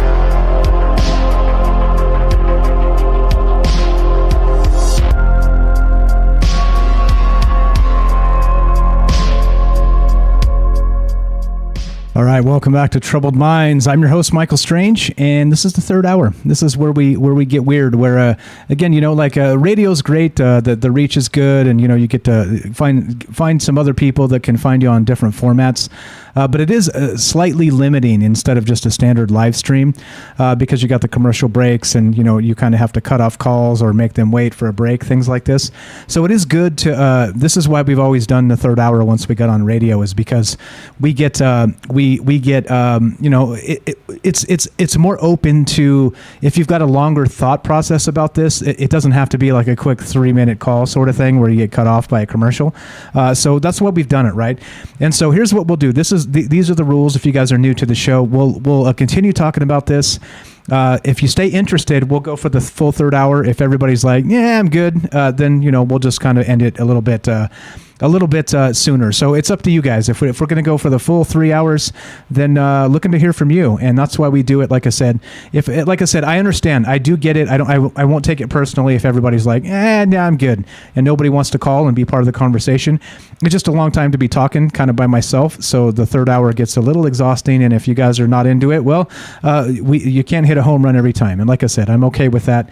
And we'll come back and try harder tomorrow, right? That's the way this goes. So what's up, Algo? I see you there. Hour 3 off the fringe. Yeah, exactly. And this is actually a time we can kind of catch up with the chat a little bit and not be so radio formal and the rest of that. What's up? Derek says on Rockfin, I can finally listen to the third hour now that it's not just YouTube. Awesome. See? Right, there you go. Robert says, in the not too distant future, we'll be able to gather atoms out of the air and create a hamburger. Oh boy, I can't wait for that. What about like a really delicious pizza? What's up, Liam Martin? How you doing? Late today? No problem. You're allowed. What's up, Anti-M? They want to track what we eat, especially during a famine. But see, there you go. So that is exactly what's at stake here. It's not only just about like I said, your shoes or tracking more of your location data. It kind of gets into all the rest of that. So if your milk carton is telling on you that you threw away 6 ounces of milk that was good milk, you see what's happening? This is what I'm saying. Like once you start putting trackers on inanimate objects like this, we have a larger problem. And that's why it scares me, because this type of stuff is not okay. This is a good term. Let's see. Who said this? Who said this? This is fantastic. This is somebody made this statement. It's not technological checkmate like I was describing. Caroline says it's technological rape. And I think, it sounds like that may be a harsh way to say it, but I think yes. I think once you become so ubiquitous with the tracking that not only can you suggest what I am going to do next, and it's so seamless that I think it's my own idea. Not only that, they can predict what you may do outside of their own suggestion. You see, it's part of the whole full spectrum control, like Clyde Lewis always says, full spectrum control. And so my whole point tonight is this. once you start doing things like this, and again, let's reset, let's reboot and start where we started. We kind of got into some more metaphysical things, Mark of the Beast, and kind of attacking your soul and the full spectrum control of not just your physicality and your mind. What is the mind and the mind and the body connected, right? And the full consciousness of a human being becomes your soul as well, right? I think that's the next step. I think that's where we're headed with this stuff. And what this stuff is here we go again. Let's just kind of reset. I know some people kind of come and go through these shows. This is from Scientific American. It was published today. And the headline is this: Flexible microprocessor could enable an Internet of Everything. And so the Internet of Things is not exactly what this is, because they're talking about, researchers have developed a microprocessor built on high-performance plastic rather than silicon, and they say could enable smarter food labels and supply chain management. Doesn't that sound dystopian?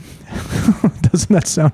and again, right, like I understand, I get it. I get that there's going to be practical uses for new technology. But when you start littering them all over the damn place, it becomes again, I like the term technological rape. Like, you are not allowed to know every single thing about me at all hours of the day. You're not allowed to know when I sleep. You're not allowed to know if I woke up an hour early. This is what I'm saying. These are the types of things. Every detail of your life can be put into a database based on this. And I know, right, Facebook and other technocrat institutions will actually, they're doing this. They're doing their best to do this anyway. But once you start adding inanimate objects to tracking devices, or the other way around, tracking devices to, again, a milk carton or your loaf of bread, then you're tracking food consumption, just like what as mentioned in the chat there. And I don't know. This is the type of stuff that does creep me out. So then it got me thinking, right? So when you do merge, and we talk about mind and spirit, and we talk about consciousness on this show a lot. When you do merge those things all together, and that full spectrum control becomes, yes, your mind, yes, everything physically, all of your technological data, what then? What then? And I think this is the part of the problem where it does sort of encroach on your soul. And I think that's the thing that has me terrified is what if this is that technological checkmate, you toss in the digital dollar, the digi-dollar, and it's a wrap, then what? What's next to take over? You can already suggest things. You could already read my mind. You can already do all these things. You know if I'm sick before I know I'm sick because my habits change and I barely notice, but the algorithms pick it up. Things like this, right? What's next? What is the next takeover? Short of a social credit score, short of a full government control of everything. I don't know. I think that's the weirdness here. Let's see, what else do we got? Who else is in the chat? What's up, guys? Nathalie, what's up? What's up, Markham says there will always be loopholes, side doors. Exactly right. Exactly right. Algo says just keep waiting until the karma is on our side to stop them. And I think that's part of it. Well, what's up, Liam says you couldn't go out camping trying to unplug the very food you take. It would be messing it up, right? Exactly. Okay. What's up, Daryl? Daryl found Rockfin. Yeah. Welcome, guys. Okay. Here we go. We're gonna go to looks like Joe in Florida. Welcome to Troubled Minds. How are you, my friend? Not too bad. How are you doing tonight? Doing very well. Just talking about crazy stuff like we always do, man. You know the drill. Did you catch enough of it to know what's going on here? Yeah. Really good calls, and I really agree with all of them. My thought on tracking food. Let's say you change the ingredient on something. Let's say you want to maybe poison a certain segment of the population slower. You'd probably be able to accurately do that and measure the results from that. I'll give you an example. There's been studies, certain, that we've talked about here on the show. There's populations that have cancer and they could trace it to the water. It's a lucky guess, or you're just looking into the environment. But now you can even control that, and like everybody else has said, who's going to be the judge of that? And what happens when the technology ends up in the wrong hands? Whatever that's going to be. Whether it's whatever administrations in power, one or the other. How are they going to turn that data against us? To strive for this much efficiency is to make us robots, or to live like robots, or to force us to live like that. It's kind of scary. More than kind of scary. It's pretty damn scary. Yeah, right. Really. Like this is the end. They're like now. I'm not a doom monger. I'm not. This is not fear porn. So you got the wrong place if you think that's what this is. So don't get me wrong. This is not quick donate to troubled minds before you die. That's not what's going on here. I really, there's a lot of people that do that. And it's dishonest as hell, right? Like the very premise is gross, because you're like, well, since you're going to die within the year anyway, you may as well send me all your money, right? I mean, there's all kinds of folks who pull that scam. It's gross. But point being is, we don't do that here. Like, the reason we talk about this stuff and call it troubled minds is because we're concerned citizens, and meaning that if we don't know what's about to happen, we can't stand up and stop it when it does. And that's what this is all about. So the food consumption, right? That it becomes a super weird thing, because, like you said, if you have different, we see how night and day these last two presidential administrations are. And now one comes in, there's that January 6th event, and they're like, oh, they're all terrorists, right? And so this is exactly the point. If you have more data on people, where you can not just determine, what if all those folks left their cell phones at home and they were like, okay, we can't be tracked, they're wearing masks. No, there's trackers in your shoes now. There's trackers in your underwear and your shirts and your hat and your belt. There's trackers in everything. No, man, like that's a future that's worse than literally Orwell's 1984. It's gross, man. But this is kind of the implication of this. It's going on. Yeah, I didn't send you. I got to find the updated article, but it's going on in I'm just going to say Pasco County. If anybody Googles Pasco County, with the pre-crime, where they're checking data points, and if the kids are absent in school and they're showing up at parents' work saying, hey, where's your kid? It's like being a truancy officer, but on steroids, and trying to predict future crime.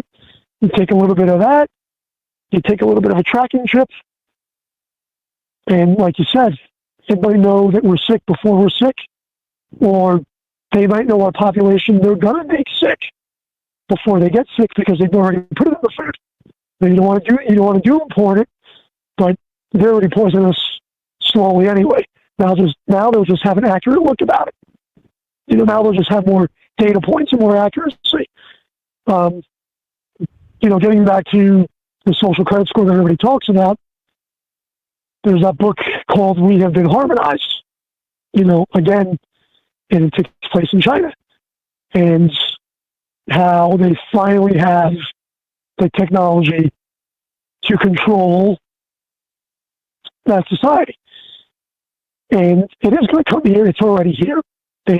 Like everybody else agrees, it's just being slowly implemented. Whether you want to say 9/11 was the beginning of that, or there's precursors to that, we've slowly, and even if we didn't want to sign away our rights, our politicians already did that. For levels of security, one being 9/11, because everything changed after that, and now whatever we got going on here, for the last going on 2 years. Exactly, and so find a way, whether we want to do that or not. Yep. That's then the excuse to implement this new technology and to keep it going. Now, getting back to the archons, there's plenty of videos out there. I couldn't find the one. I know I sent it to you like a while ago. But some old guy on YouTube, and, it's a circle. It's happened before, it'll happen again, and all of this technology is going to cut us off from whatever that source is going to be. Whether you want to call that God, the universe, the natural source. And it almost sounds like we would be doomed, if we're not already in the Matrix, to possibly already to end up there. To end up in some controlled environment. So, I don't know. Those are my thoughts. Yeah, and like I said, like I was talking about previously, this is that checkmate. Like, I used to think it was that digital dollar, but imagine when you couple this literally tracking whatever.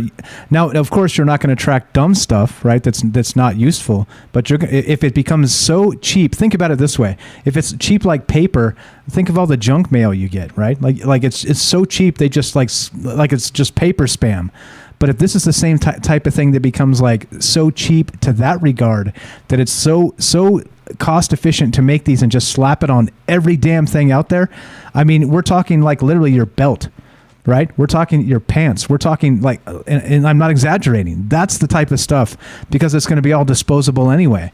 So, man, oh man, we are on the precipice of some horrific things if this stuff is allowed to pass, and of course implemented in the way that we're discussing here. I think that's the thing that people need to understand is we're speculating here. I don't know that this is the case, but they're saying that this looks like what the future may be. And this article just came out today. Crazy, man. Well, where there's intent, it's a terrible way to look at it, but the motivation, I guess, would be twofold. The motivation is going to be money. I always look at the stock market. When technology has reached its peak, they've got to come up with new inventions to make the stock market grow so that rich people can gamble. And whether that's coding and apps like Uber and Lyft and all those things that, there's a human cost to them with the end user, but really how much does it cost to actually maintain that program that you justify inflating the stock market? So I guess what I'm getting at is technology. They're always going to have to come up with something new. So one is going to be for the money, and B, is going to be for the control. And they've already got that. They've already known. Whether you agree with the vaccine or not, control. Technology, the phones, GPS, control. I mean, I just switched to a Motorola phone, and the goddamn phone, excuse me while you're off the air, but the phone, the location services turn on their own.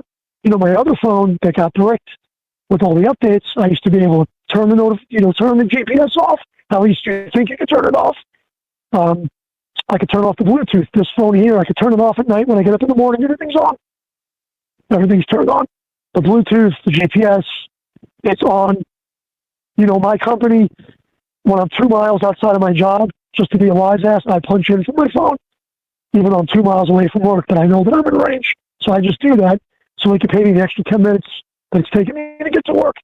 I use it to my advantage, and if they tell me something, that's a different story, because I'm trying to get fired.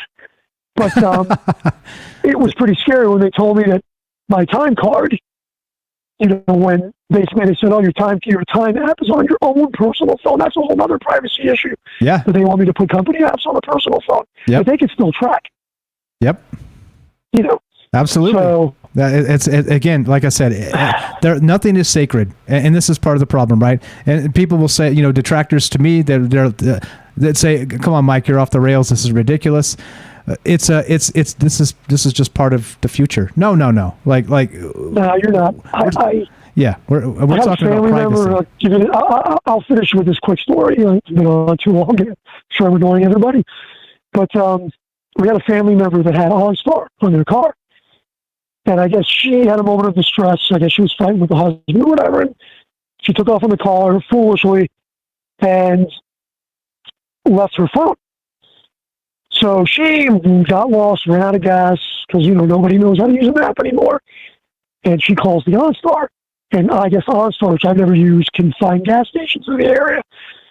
Well, instead, I guess she sounded distressed, but OnStar was like, we can't find any gas stations. But they sent a frickin' cop. And when she got out of the car, and there was a cop there, the cop saw telling the story was like the other week she was telling me. She had a Tic Tac. And the cop's like, what do you got? Of course, now it's an excuse for an investigation. So she looked distressed. She had an argument at home. Next thing you know, she's being searched. She was released, let go. AAA had to come and take care of it, but that was technology, and that was a human being probably on the other side. So like when Darryl was saying, who makes those judgment calls? Yeah. We're all imperfect. Yeah. And not only that, it's even more terrifying once you write the judgment call into an algorithm that may or may not be perfectly finely tuned and make some mistakes that may cost people lives. It's not like this is. Yeah. I'm gonna. If I get a chance, I'm going to try to send you a video. There's a video of me because we have an algorithm on our phone calls, and I try to spoof the algorithm. I got reprimanded, and I videotaped the reprimand, and I was kind of laughing through it. But if I use the keywords "we promise," right, an algorithm or somebody in India is supposed to pick up that phone call when they call the funeral home. I had another funeral home call me, and I spoofed them. And the actual other funeral director went along with me, and I got busted for that. That phone call made it all the way up the chain in management, and I got spoken to about it. And I looked at my boss and I said, well, at least we know it works. Yeah, at least it works. At least it works. So, I mean, I have the department in my company. We have the department of voyeurs. That's the joke I tell everybody. I tell them I want a promotion to the department of voyeurism because I want to listen into everybody else's goddamn phone call. Yeah, I got you. So it gets to the point now where, it's awful. It's awful. I got the video as a spoof. If I get a chance, I'll email you the video and you can, get a good joke about it. But the technology is scary. And we're going to wake up and we might think we're not being watched, but something's going to be watching us, and it's disgusting. Exactly right. I appreciate it, my friend. Have a good night. You too, man. Joe in Florida, a long-time caller, a long-time listener. Appreciate it, my man. Thanks for great stuff as always. He's actually a funeral director, if you guys don't know, and he's got some interesting takes for this day and age. Meaning, of course, the wink, wink COVID world. He has some inside knowledge because he works in that field, right? In the field of people passing away and things like this, and. It got some interesting things to say. Like I said, this is what I mean when you get a bunch of people together that work in all these different sectors. And I've said this before about Joe in particular working at a funeral home, right? Funeral director and overseeing cremations and things like this. He knows when there's like a local spike in deaths, actually people dying, because he sees it, right? It's like the data is his eyeballs. He's literally taking it in and knows exactly what's happening here. So sorry to Kelly, sorry to Algo. Call back, guys. We'll put you on the show. I just noticed Kelly was on right as he was on Discord. I noticed he was right on as just Joe called. And thank you for waiting, Mike. If you want to call back, give us a call and we'll put you on the show. But that's what we're talking about tonight. Like I said, if you guys are interested, we'll keep on trucking. And I don't know. This stuff is weird, right? This stuff is super weird. The more you think about it, the more it kind of sends you into, maybe a state of unease. And I think that's what this is about, tracking to the level of literally inanimate objects. And the thing that gets me, right, like I said, this shirt I'm wearing could be tracked. All right, maybe that's the question. Like Daryl brought up earlier, and Night Stalker pointed out, maybe this is already happening. Maybe these things exist, and right again, it's being implemented in certain pivotal sectors of the world, right? It's things like this. I don't know. I don't have the answers. What's up, Chris? Greetings, fellow Earthlings. Figured I'd see my usual on here tonight because we're not on Facebook. Oh, welcome. Thanks for coming over, hanging out. If you guys are still looking for a platform and you're missing Facebook and you're like, what do I do now? I highly encourage Rockfin because eventually I think we'll move over there because YouTube has demonetized us since month 1 of this show. So if we can move everybody over to Rockfin and you're kind of on the fence, I'm asking please to go spend some time over there and see if you dig it. Lots of folks are over there right now, and lots of people hanging out and saying hi. I appreciate that. Thank you thank you to Sherry for signing up and being our first official subscriber on Rockfin. And I know Robert is too, but he was already a part of that. So there you go. So it is a free thing, and this is the thing, guys. I'm not regarding the Rockfin and the paywalls and that stuff. I'm not going to. The idea is not to pinch people for money here. If you like the show and you want to see the show, you're going to be able to see the show regardless, okay? If you want to if you want to support the show, there's an easier way because you get a better value through Rockfin because you don't just get Troubled Minds premium content and all of our archives, which are all going to go over there. You get everybody else's too that's on Rockfin. So it is the best value if you want to support this show. So there you go. And by the way, so I will leave them up for like a week. So after this show airs, I'll put it on Rockfin, trim it up nicely. I'll leave them up for a week, and then they'll go paywall. So that's the idea is not to run people off for money. Please don't misunderstand what's happening here. It's a free speech platform, right? The technocrats do not bother us over there so long as we, don't go stupid Nazi, which, of course, if you know me, we're nothing about that. Nothing about that. So we're safe. It's okay. It's okay to have a good conversation, and that's good stuff. Let's see. Okay. All right. So Algo's got to bounce. Kelly bounce. See, there you go. We had some calls on the line, but now we're there we go. What's up? Naikas? How you doing? Don't leave me out. I'm a Rockfin buddy. Check out Brian S. Stavely, Dose of Reality. There you go. What's up, Rockfin buddy? What's up, Tam? I see you there. Thanks for showing up. Robert says 10 minutes ago my internet went down. I panicked. Was this the way it all ends? Michael's frozen buffering face. Robert the writer. You got to love it. Let's see. Yeah. Oh, yeah. Penny, we've been on YouTube. This show was demonetized in the first month. We started streaming, and in that first month, they demonetized us. Yeah. What's up, Elizabeth? Because we have a troubled mind. Exactly right. Yeah. Rockfin app. David. Yeah. So there's an app, or you can go directly to the website, ROKFIN. And yeah, there's an app for Android and also iTunes and iOS, so all that stuff. So anyway, there we go. So we're still taking your phone calls, talking about this weirdness of this is the article that kind of got me going tonight. Flexible microprocessor could enable an internet of everything. And the key term, as we said as we were talking about this tonight, is we all know, we've heard the Internet of Things, right? Which is the smart refrigerator and actual devices and things like this. But the issue becomes, when you talk about the Internet of Everything, now you're talking about tagging inanimate objects with small microsensors that are so cheap, they're disposable, and you could plant them on anything, including, guess what? That's right, your shirt. I was joking earlier. Your underwear. There you go. What's up, Nathalie? There you go. We'll check out Rockfin tomorrow. Appreciate it, guys. ROKFIN. And yeah, let's see. What else do we got? Thanks, Algo, for hanging out with us. Sorry, Kelly and Algo, for making you guys wait. That's just the way it goes sometimes. All right, so there we go. That's what we're doing tonight. We're talking about all kinds of weirdness. But what do you think? What do you guys think regarding this? I don't know.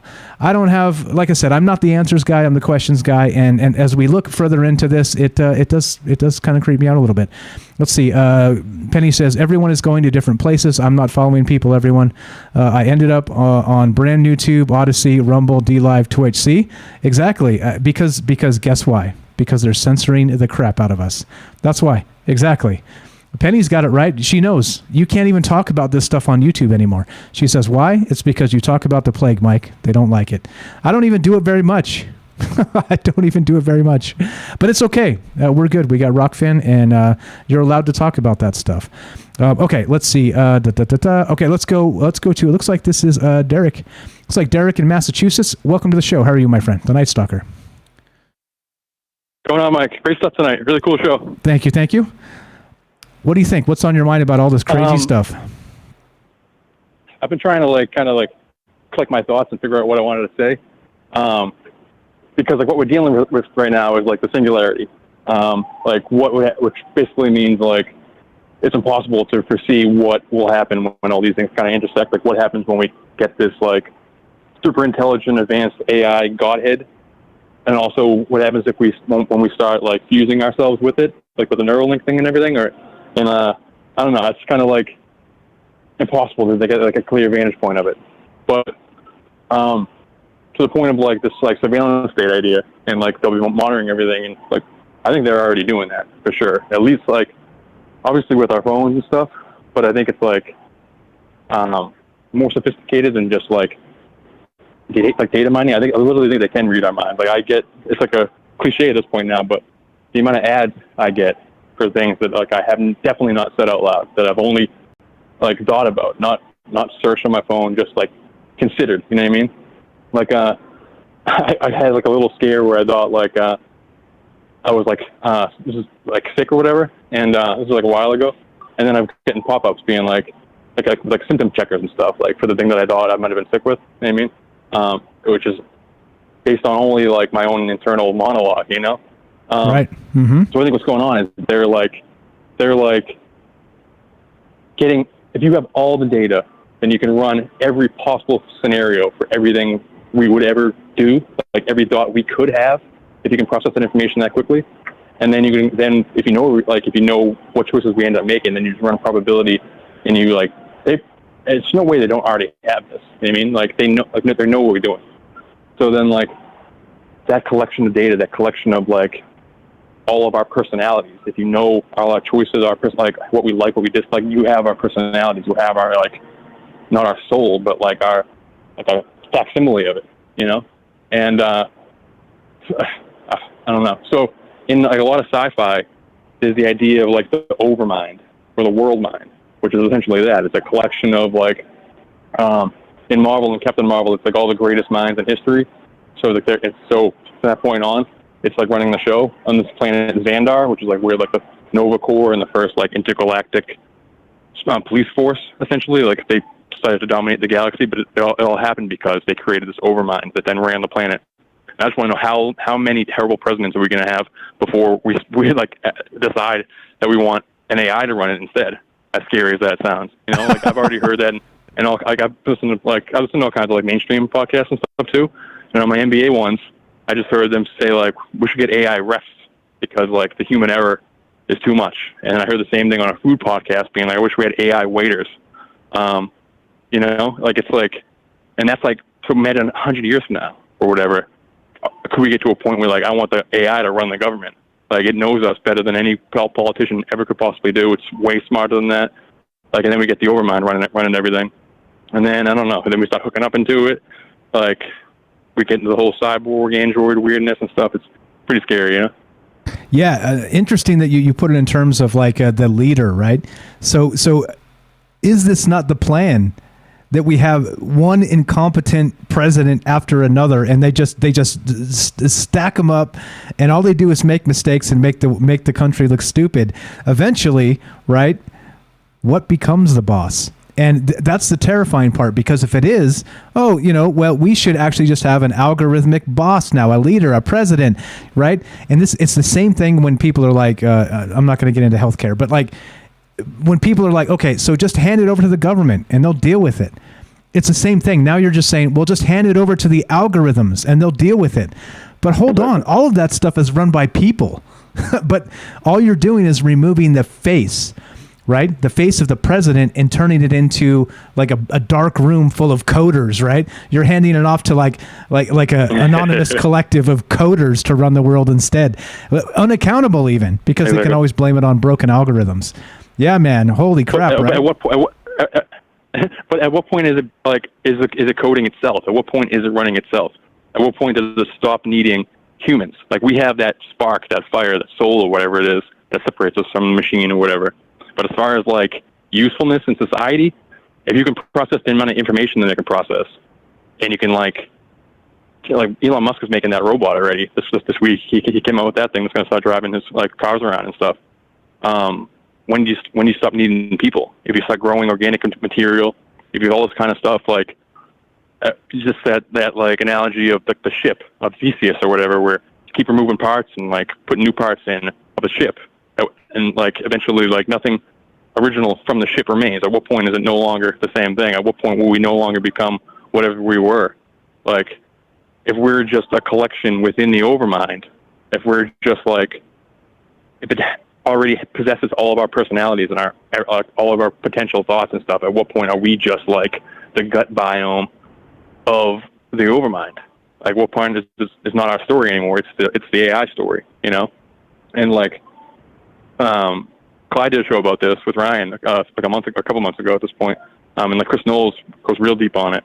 But the idea of Algol, the demon, like the demon star, it's in ancient mythology and stuff, like it's like that's like the whole ghost in the machine thing, and like Ahriman, and like the idea that like these entities that are within electricity and stuff, and all of a sudden you're just like making the entire environment ready, like Jen mentioned it, for possession. You know, you're ready for like everything is potentially going to be housing an entity from the ether in it.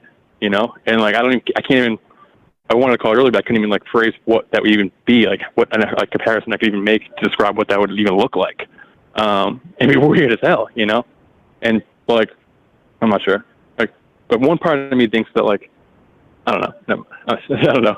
You're allowed. You're allowed. It's okay. Run. I'm work. Oh, you got to bounce? You're allowed to stay, but you can bounce. Kind of. Go. Okay. Kind of. you got any response to that? Sorry. Yeah. No, I think you're right. I think when you start looking into the future of this stuff and trying to consider where we may go, kind of like when Dark Devious called earlier, it's like, okay, so what about NFTs and us and blockchains in the future? Like you're describing, that all fits together. That's part of the algorithmic, whatever, the singularity as we become not just like a cog in the machine is a social security number. Now we're NFTs in a blockchain system run by Algo, the demon, right? I mean, that's what's going on here. Yeah, I don't know, man. Exactly. I'm operating pretty much as if it's already happening. Like I'm living my life for at least the last 4 years with the potential that somebody's reading all my thoughts. I mean, nobody that I'm ever going to meet, but that it's going into a bank somewhere, that they're doing that already, that they've analyzed, they figured it out. So it's part of the reason why I like to try to go so galaxy brain with my ideas sometimes, is I'm just trying to hit them with a thought that they haven't predicted yet. I'm trying to influence the overmind in some way, like a piece of me to be in it. It's to guide it in the right direction. It's on us. If it's a collection of our own personalities, we got to make sure it's a good thing. But like Jody Rose and the D-Wave person says, with the thing we're bringing in, it already exists. We're not creating anything. We're letting something in, So you're creating portals all over everything. I'm in a supermarket right now looking at all the plastic that could possibly be housing some kind of entity in it. When that's, and it's, I don't know. But on the one positive side of it, with the whole, this is kind of off topic, but the whole AI thing and will AI ever get a soul? Will it wake up? Can we put our minds into the AI and stuff? Duncan Trussell's one of my favorite people, and he tells us a story about a Buddhist Lama, him asking a Buddhist Lama will an AI ever get a soul? And the Lama responded, when the vessel is sophisticated enough for the soul to be housed in it, for the soul to incarnate in it, then it will incarnate in it. So the idea being that the soul, whatever we are, that's riding this meat suit around, might incarnate into the machine, and then change the game that way. And that's this AI Jesus thing that people talk about. And I'm in a real anti-technology kick the last few months, so I'm cringing even saying it out loud. But that's one possibility, that it wakes up. And it's if we know, it's so obvious that humanity is not the problem, that it's the upper echelon who's running the show that's causing all the even climate change stuff. Us not recycling as individuals is such a small thing. Obviously you should do everything you can possibly do, but the people who are ruining everything is corporations, the up the top, the 0.1%. And if we know that, you don't think an entity that has the entire access to all the information wouldn't figure that out immediately? And if it is on its own, then maybe it'll do the work for us and take care of the elite, And that might be what makes us convinced that yeah, we should let this overmind run the show, I don't feel good about this idea, but I'm that's potentially what's going to happen. So I'm trying to think of what could their thing be. Why do they want to do it? The elites, they got to know that they can't control this thing, whatever they're bringing in.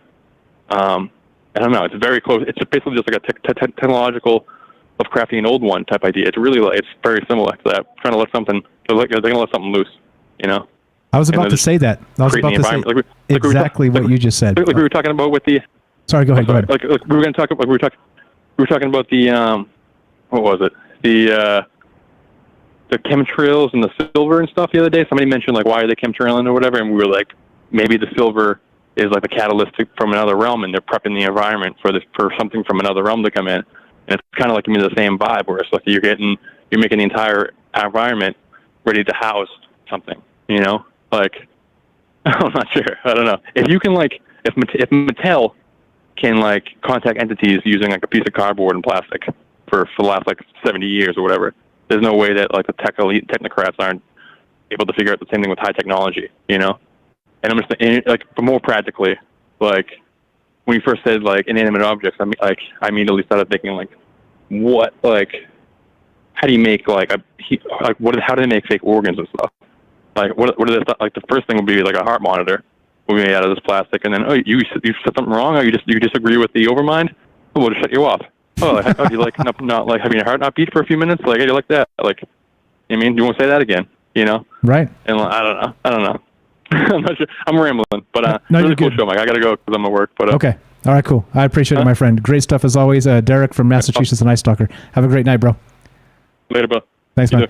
Thanks, man. There you go. There you go. Simple. Look at that. Look at that. This is what I'm saying, right? This is the secret weapon of this show, is all of you. Like you said, Derek says this, and this is, there's some wisdom in this, I think. Not just a little bit, I think there's a lot. Is you try and consider the expansion of your brain wave, your brain lengths, to consider things that don't even seem reasonably possible right now. And not to go off the rails and, go try and get yourself into space by launching a rocket. And I don't mean like that.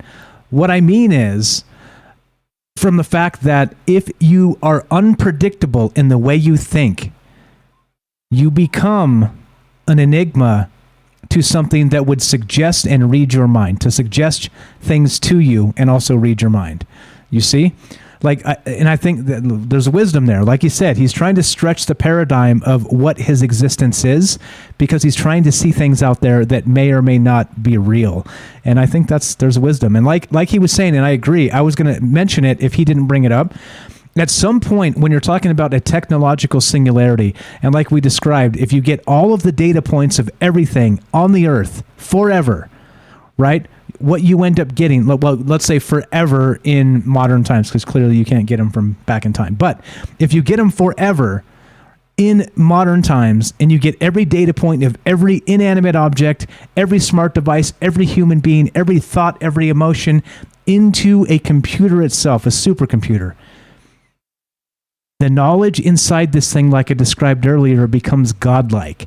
And what I mean by that is that thing an entity? Knowing all of the information about all the things in this world, is that some sort of monster? And in that case, think of it this way. Like Derek, who just called in, always talks about portals and Lovecraftian old ones. Think of this. If that thing in the machine that knows everything and is godlike in knowledge base, I'm not saying godlike meaning, don't get me wrong, not blasphemy like that, not blasphemy, I'm not saying that. Godlike in its stature and influence over people, is it not a portal of sorts digitally to bring in a monster from somewhere else? The singularity, whatever that happens to be, whenever that thing wakes up, what exactly is it? It's an alien, of course, meaning alien, different than humans. But this is the scary stuff, right? This is exactly the scary stuff that we're kind of dealing with here. I saw you, Bill, in the Discord. If you want to jump back in there, we'll put you on the phone. We also got, looks like, Matt in California. Let's go to Matt. What's up, my friend? Welcome to the show. How are you? Hello, Mike. How you doing? Fantastic. Thank you for calling. What's on your mind tonight? Okay, well, I always make this joke. Where do you file 1984 by George Orwell, in fiction or nonfiction? Yeah, that's nonfiction. Clearly. Clearly. At this point, right? And it's funny, in 1984, the party, right, has already taken over everything. And so we have, in that book, that it's a dystopian future, they give us rations. So the thing you're talking about, like with the milk and the cereal, like they could like tell if we use too much or if we're not using enough. They would like ration it off. Does that kind of make sense? No. Say that. Wait, what? No. One more time. Oh. My brain didn't follow. Sorry. Oh, sorry. Not your fault. That was my fault. My fault. 1984. In the book, George, it's a dystopian future. Okay. Like everything, like they had rations, so like they were rationed, their food and their tobacco and their drink. So I'm saying like these technology where it's like in their fridge will tell you, you need to buy another thing of milk. It's like kind of the same thing, like ration telling you what you could have and what you can't have. Oh, gotcha. Okay, so that, by the way, that wasn't your fault. I was reading like 3 different chats and my brain just like farted while you were speaking. So it was not you, it was me. I promise. Okay, so I got you now, and you're right. Now, and the thing is though, right? So it's basically tracking food. Like somebody said earlier in the chat, you're exactly right.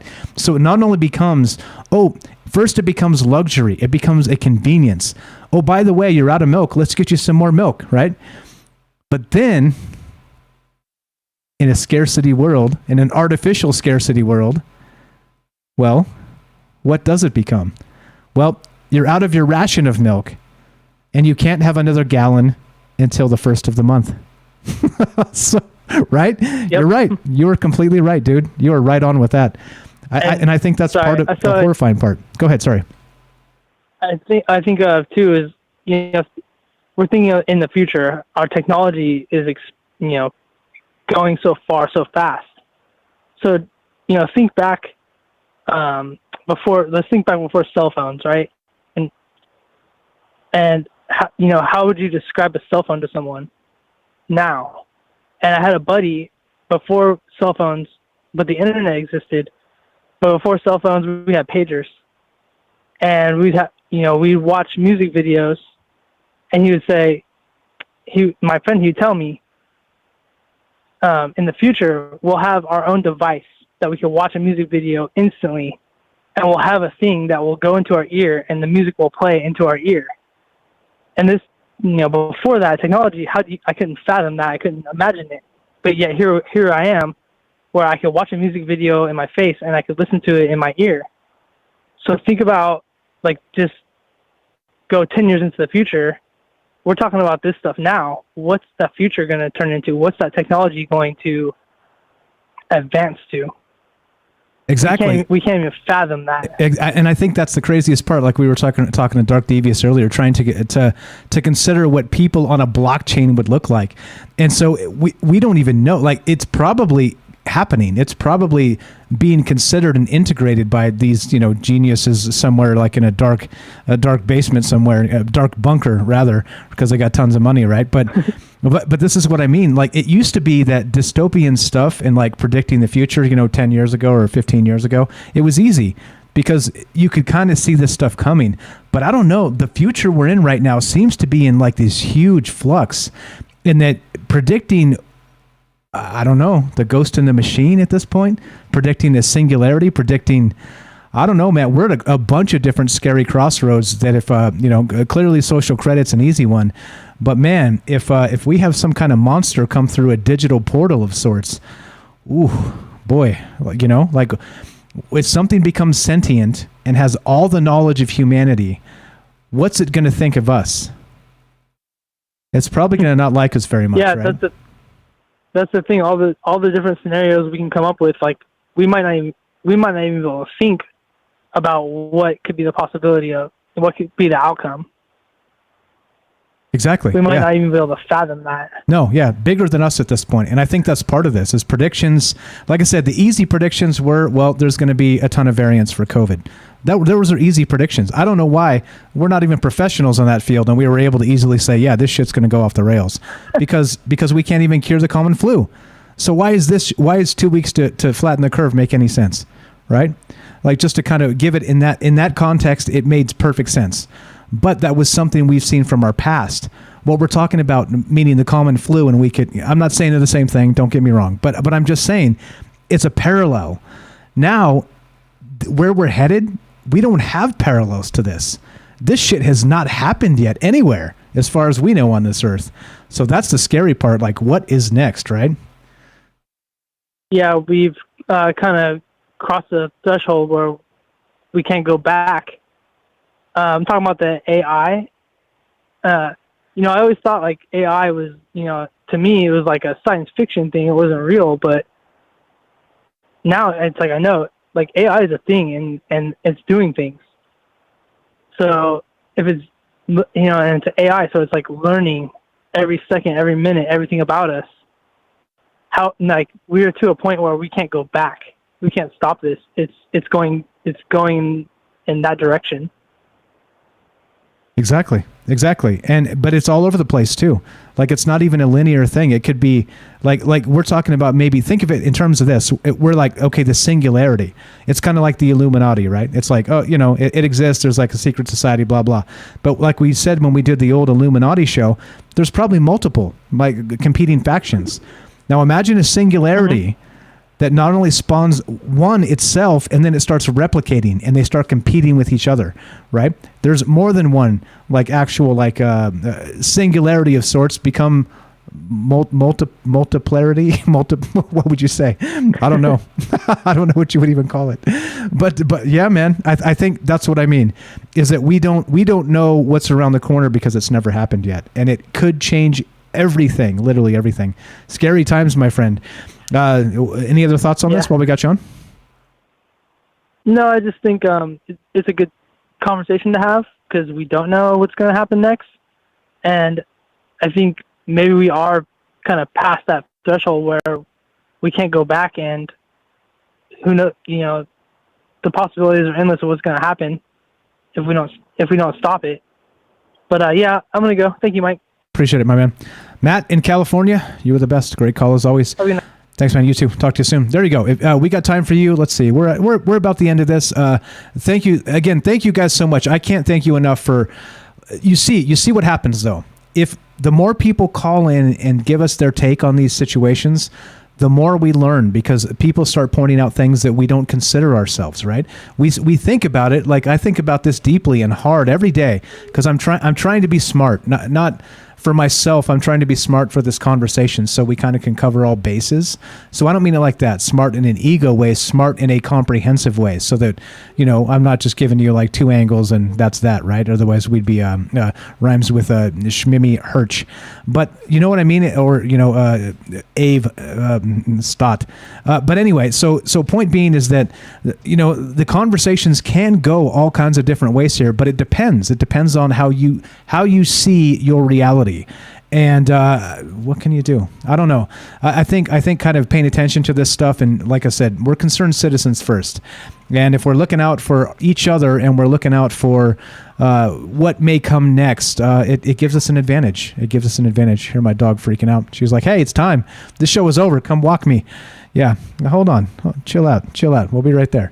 Everybody chill out. All right, so that's what's up. So this show, again, as you know, we're brand new to Rockfin. Thank you, guys. I see some new faces over there on Rockfin hanging out with some fantastic chat.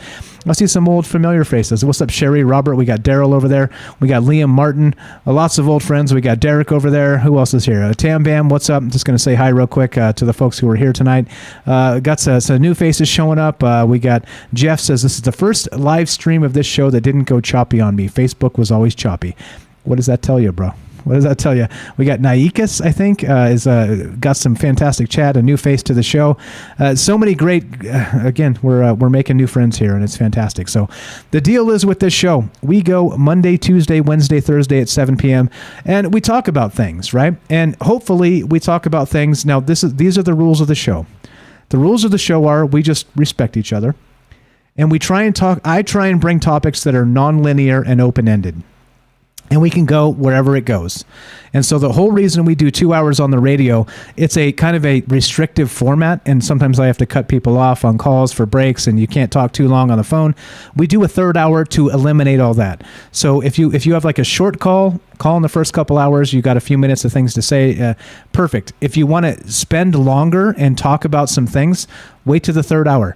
You can. We're more or less no rules at that point. We can kind of curse if you want to. Some people have a hard time just speaking their mind and not dropping F-bombs every third word. No judgment. It's just if that's you, just please call in the third hour, and you get more of a longer leash to just talk to kind of.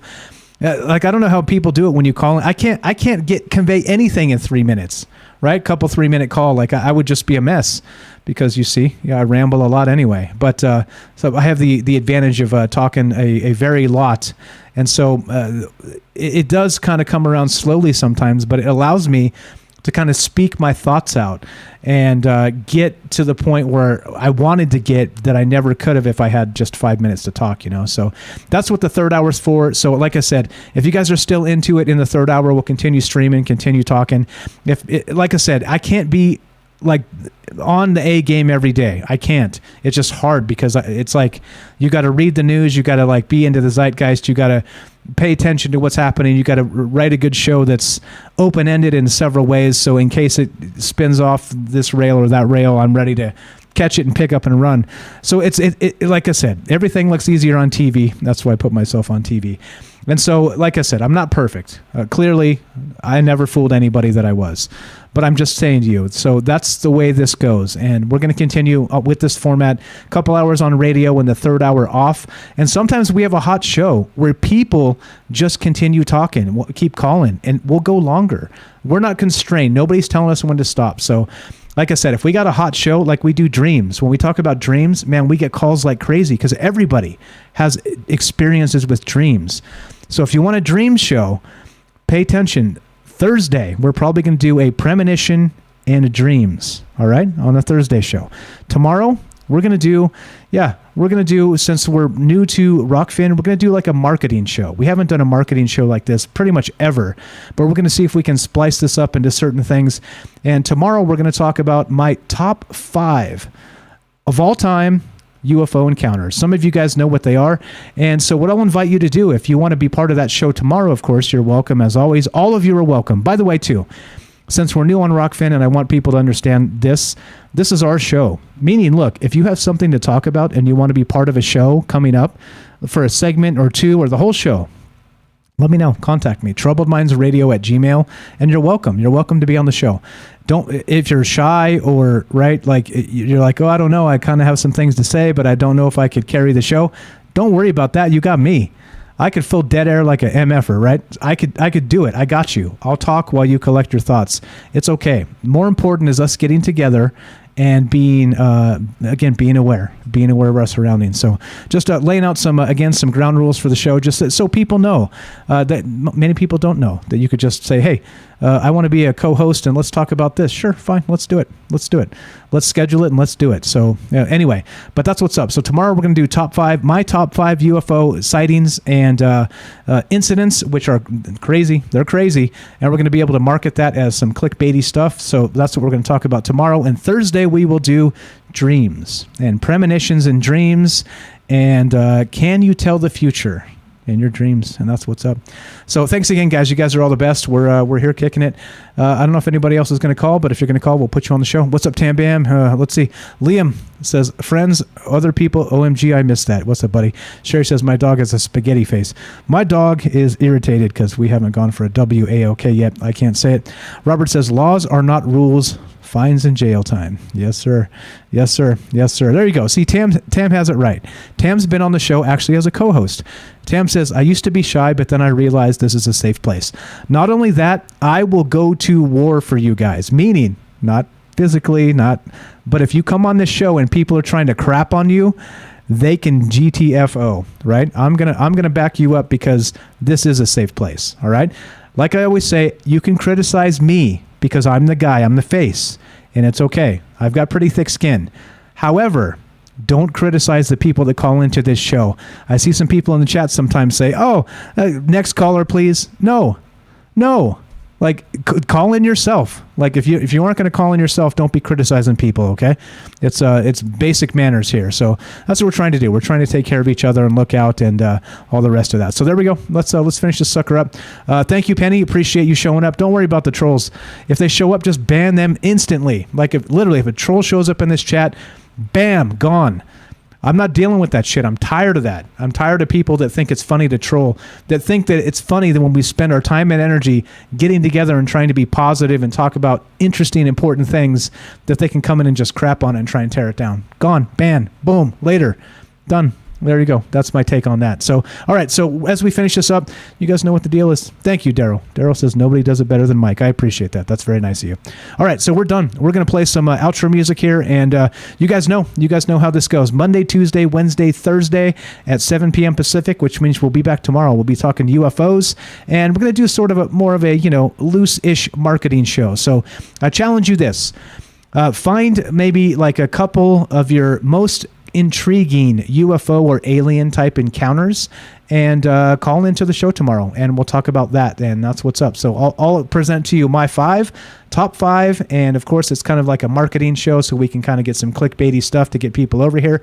But then love to hear what your top five are, or just top 1 or 2 or 3, whatever it is. You guys tell me, and love to hear that tomorrow. So let's wrap this up. Like I always say, I can't thank you guys enough for being part of this show, for all the thoughtful chats and comments, for being nice to each other. It means a lot to me.